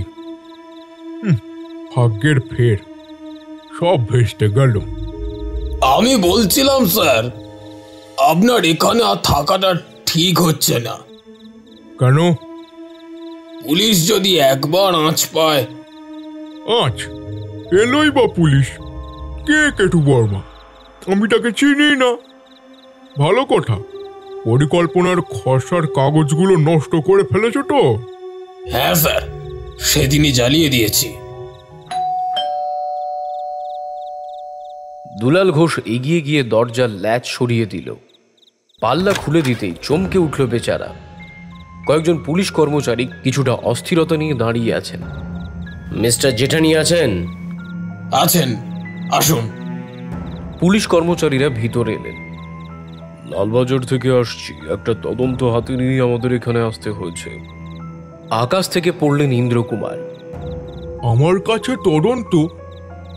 কিছুই বুঝতে পারছি না, খুলে বলুন তো সব। কেতু বর্মার খুন সম্পর্কে আমরা এখানে এসেছি, তার সঙ্গে আপনার ভালো পরিচয় ছিল, তাই তো? কেতু বর্মা? সে আবার কে? পরিচয় থাকা দূরের কথা, আমি এই নাম আমি জীবনেও শুনিনি। চেনেন না? মিস্টার জেঠানি, আপনি অকারণে নাটকের অবতারণা করছেন। আমরা সব খোঁজ খবর নিয়েই কিন্তু এখানে এসেছি। শেষবারের মতো জানতে চাইছি, সহযোগিতা করবেন কি করবেন না? জেঠানি বিব্রত ভঙ্গিতে বললেন, এটা রীতিমতো জুলুম। বোম্বে পুলিশ কিন্তু এরকম করে না। আপনাদের অফিসারের সঙ্গে আমি কথা বলতে চাই। বম্বে পুলিশের গুণকীর্তন শুনতে আমরা এখানে আসিনি। বেশ, তাহলে হেডকোয়ার্টারেই চলুন, ডিসির সঙ্গে কথা বলবেন আপনি। নাছাড় জেঠানিকে এবার উঠতে হলো।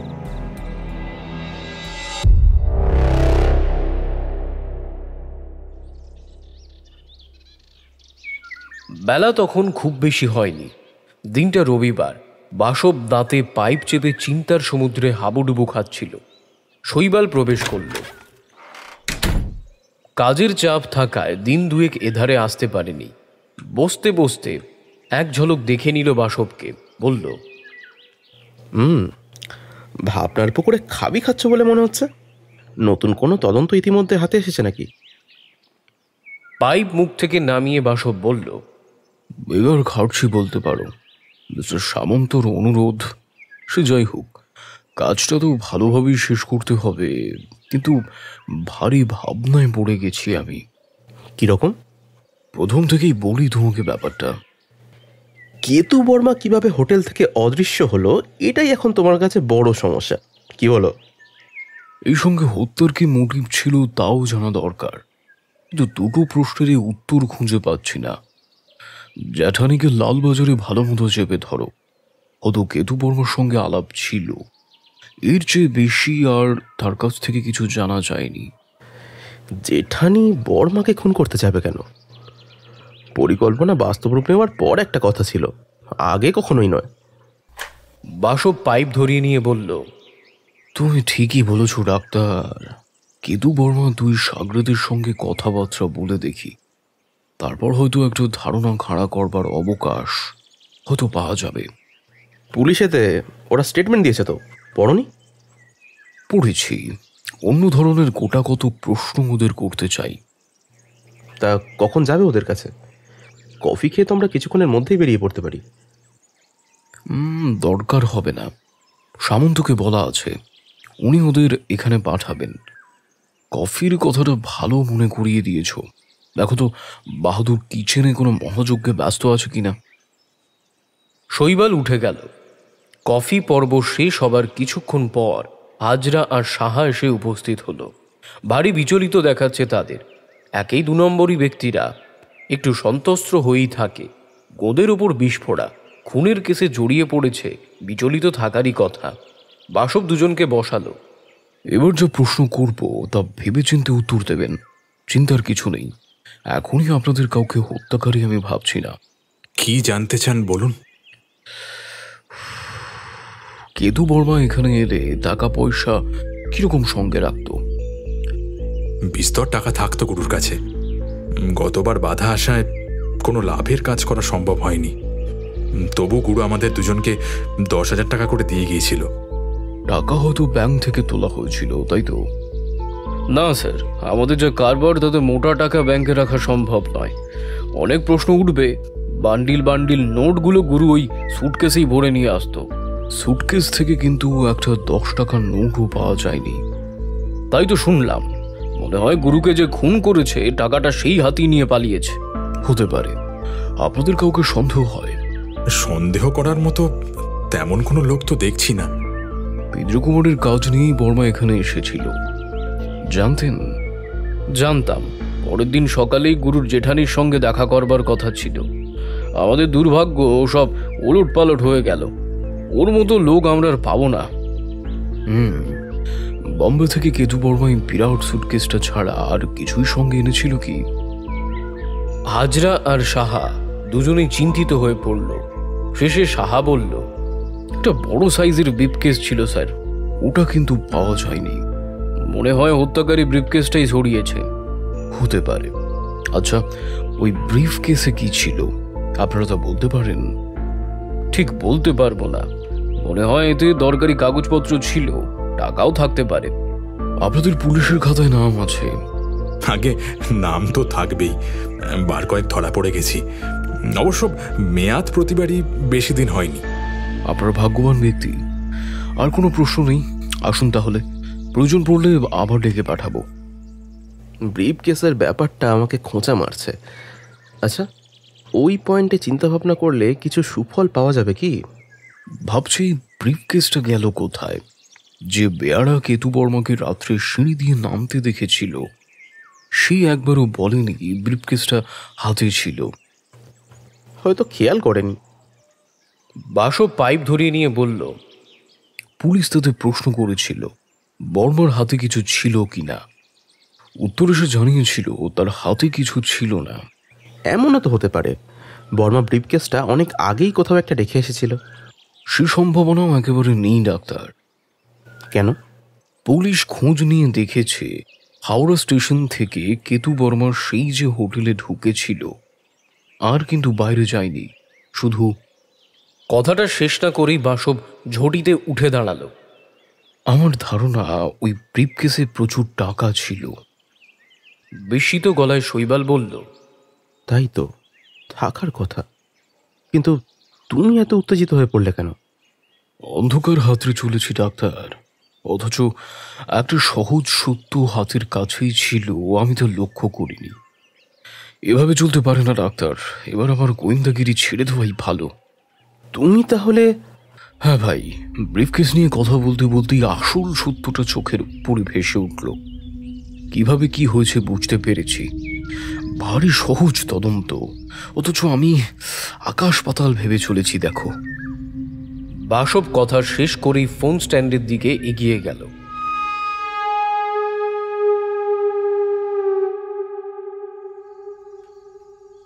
বেলা তখন 5টা। পার্ক ভিউ হোটেলের সামনে জিপ এসে থামল। পুরন্দর সামন্ত, বাসব, শৈবাল ও কয়েকজন পুলিশ কর্মচারী নামলেন জিপ থেকে। দরজার সামনেই দেখা হয়ে গেল রাহুল সেনের সঙ্গে। বাসবের সঙ্গে হাসি বিনিময় হলো। হোটেলের ওনার ঘোষাল সাহেব তখন অফিস রুমে ছিলেন, ব্যবসা সংক্রান্ত বিষয়ে কথাবার্তা বলছিলেন ম্যানেজার দিলীপ চৌধুরীর সঙ্গে। পুলিশের এক কর্তাকে সদল বলে আসতে দেখে কিছু বিরক্ত হলেন ঘোষাল সাহেব। বর্তমান ক্ষেত্রে অবশ্য বিরূপতার প্রকাশ করার অবকাশ নেই। সামন্ত বললেন, কিছু কথা ছিল আপনাদের সাথে, মানে কোয়ারি বলতে পারেন। ঘরটা ছোট, অন্য কোথাও বসলে বোধহয় সুবিধা হবে। আসুন, ওয়েটিং হলে গিয়ে বসা যাক। মালিকের কথায় দিলীপ সকলকে পথ দেখিয়ে নির্দিষ্ট ঘরে নিয়ে গেল। রাহুল যেতে চাইছিল না, তার এ সমস্ত ব্যাপারে থাকার কী বা দরকার। বাসবের কথায় ওকে যেতে হলো ওখানে। বলুন এবার। মিস্টার ব্যানার্জি, আপনি আরম্ভ করুন। আমি পুলিশের লোক নই, এই তদন্তের ব্যাপারে আমার মাথা গলানোটা অনধিকার চর্চার সামিল হবে, তবু ইন্টারেস্ট নিতে হয়েছে পুরনো বন্ধু মিস্টার সামন্তর অনুরোধেই। যাই হোক, আপাত দৃষ্টিতে এই জটিল এই ব্যাপারে আমরা বিস্তর মাথা ঘামিয়েছি। ফলস্বরূপ কেসটা একরকম শেষমুখ বলা যেতে পারে। এই সূত্রেই গুটি কয়েক প্রশ্ন আমাদের সামনে দেখা দিয়েছে। উত্তরের খোঁজেই অসময় এখানে আসতে হলো। ঘোষাল বললেন, কি জানতে চান বলুন। নড়ে চড়ে বসে বাসব বলল, হোটেলের নিয়মকানুন সম্পর্কে কিছু জিজ্ঞাসা ছিল। এখানে লকার বা ভল্ট আছে? ভল্ট আছে। বোর্ডাররা দামি কিছু রাখতে চাইলে ওখানে জমা রাখা যায়, সুরক্ষার ব্যাপার আর কি। মাল জমা রেখে বোর্ডারকে নিশ্চয়ই রসিদ দেওয়া হতো। নিশ্চয়ই দেওয়া যাবে। ব্যাপারটা কি, খুনের সঙ্গে এ ধরনের প্রশ্নের কি সম্পর্ক বুঝতে পারছি না। গভীর সম্পর্ক আছে। আমরা জানি কেতু বর্মা প্রচুর টাকা নিয়ে এসেছিলেন, সেই টাকা ভর্তি ব্রিফকেস জমা রেখেছিল হোটেলের ভল্টে। আপনি জোর দিয়ে কথাটা কিভাবে বলছেন? রসিদ বইটা আনিয়ে নিলেই আমার কথা ঠিক কিনা বুঝতে পারা যাবে। ওকে দিলীপ বাবু, আপনি কোথায় চললেন মশাই? না মানে রসিদ বইটা আনতে যাচ্ছিলেন নাকি? থাক, এখন আর দরকার হবে না, পুলিশ পরে সিজ করবে। অবশ্য এতক্ষণে মনে হয় স্থানীয় থানার ওসি আপনার কোয়ার্টার সার্চ করা শেষ করেছেন।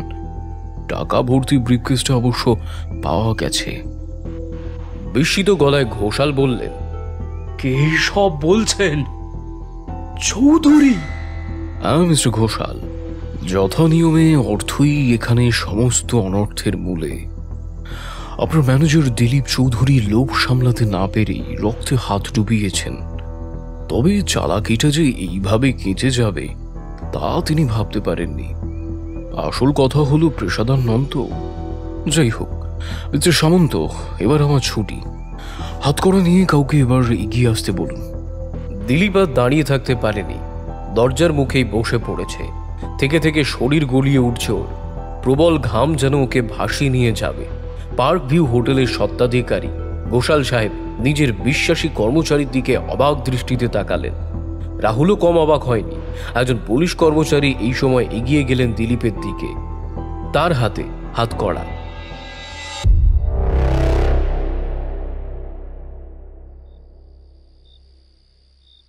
দিন দুয়েক পরের কথা, সন্ধ্যা হয় 241কে হ্যাঙ্গারফোর্ড স্ট্রিটের ড্রয়িং রুমে তখন আলস্যের আমেজ বিরাজ করছে।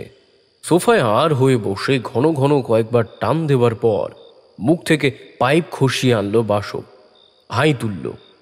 দিন দুয়েক থেকে শৈবালের দেখা নেই। হাসপাতালে বোধহয় হঠাৎ কাজের চাপ পড়ে গেছে। এই রকম হয় মাঝে মাঝে। একবার কফি খাওয়া হয়ে গেছে। বাহাদুরকে ডেকে আবার এক কাপ আনতে বলবে কিনা বাসব ভাবছিল।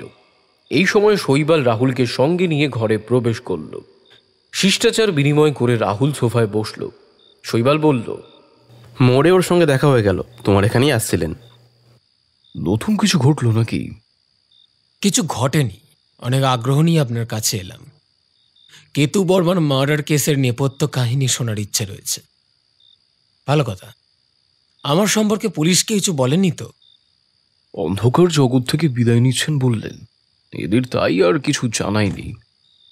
ধন্যবাদ। কয়েকদিনের মধ্যেই রুমাকে সঙ্গে নিয়ে আমি এখান থেকে চলে যাব।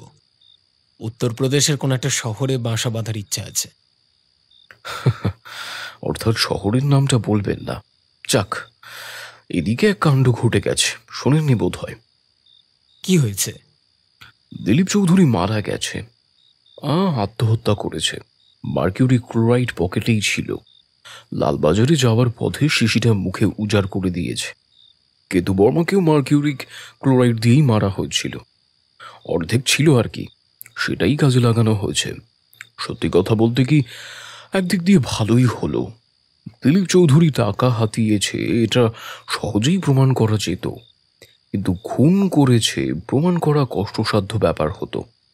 কোর্টে পুলিশ বা সরকারি পক্ষের উকিল হালে পানি পেত না। এবার বলো, কিভাবে তুমি দিলীপ চৌধুরীকে সন্দেহ করলে? কেতু বর্মা কি চরিত্রের লোক ছিল জানবার পরই আমার সন্দেহ ঘুরছিল তার চারপাশের লোকেরই উপর।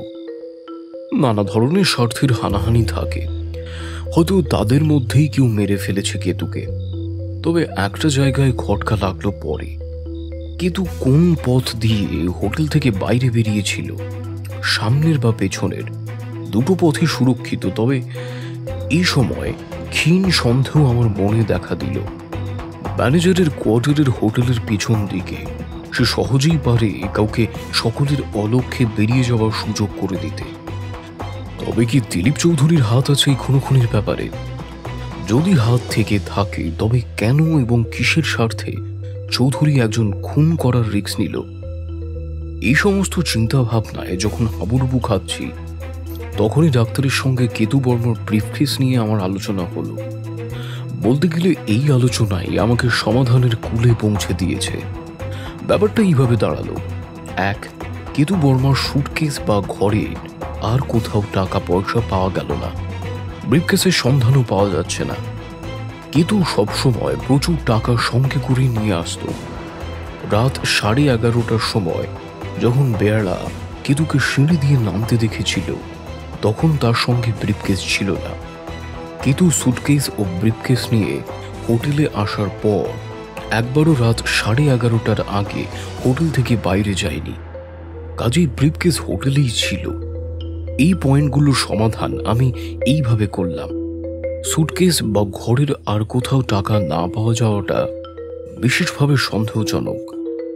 ব্রিফকেস আগেই সরিয়ে রাখা হয়েছে। স্মাগলারের সঙ্গে প্রচুর টাকা রাখবে, এতে বিস্ময়ের কিছু নেই। টাকা ব্রিফকেসের মধ্যেই ছিল। বেয়ারা ঠিকই দেখেছিল সিঁড়ি দিয়ে রাত 11:30টার সময় কেতু যখন নামছিল, তখন তার হাতে ব্রিফকেস ছিল না। কেতু হোটেলে আসার পর একবারও বাইরে যায়নি, অথচ তার ব্রিফকেস কিন্তু অদৃশ্য। সুতরাং সে টাকা সমেত ব্রিফকেস হোটেলেরই কোনো সুরক্ষিত জায়গায় রেখেছিল। ব্রোডারদের পক্ষে সুরক্ষিত জায়গা একমাত্র হোটেলের ভল্ট। এবার পুরো ব্যাপারটাই আমার কাছে জলের মতো পরিষ্কার হয়ে গেল। যদিও রুল অফ থ্রিল সহযোগিত, তবু ব্যাপারটা ঠিক এইভাবেই ঘটেছিল।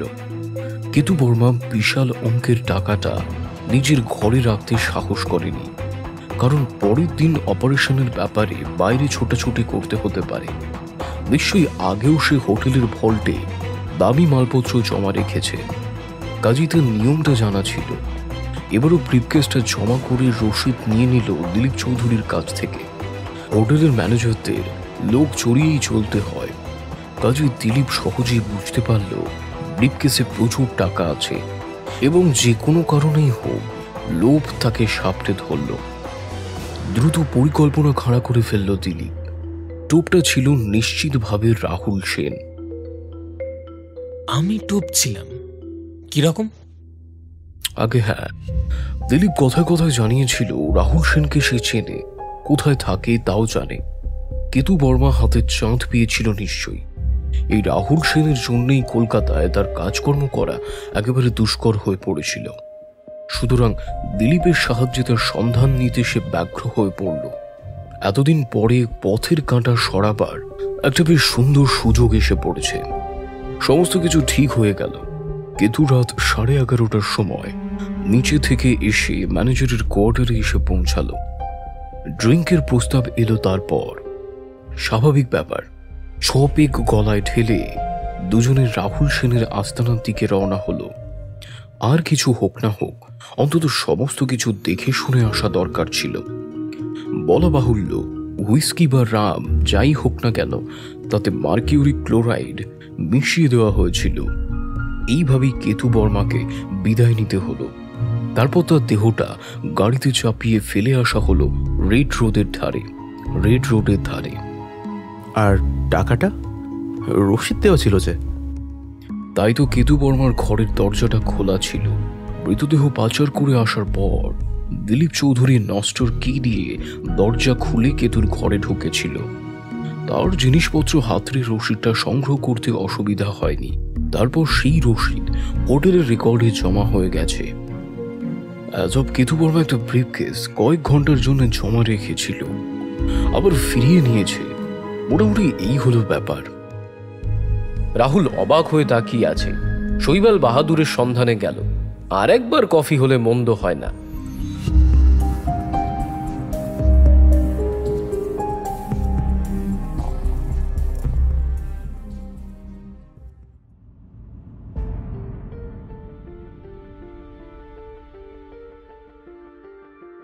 আজকের গল্পটি আপনাদের কেমন লাগলো তা অবশ্যই কমেন্ট সেকশনে জানাতে ভুলবেন না।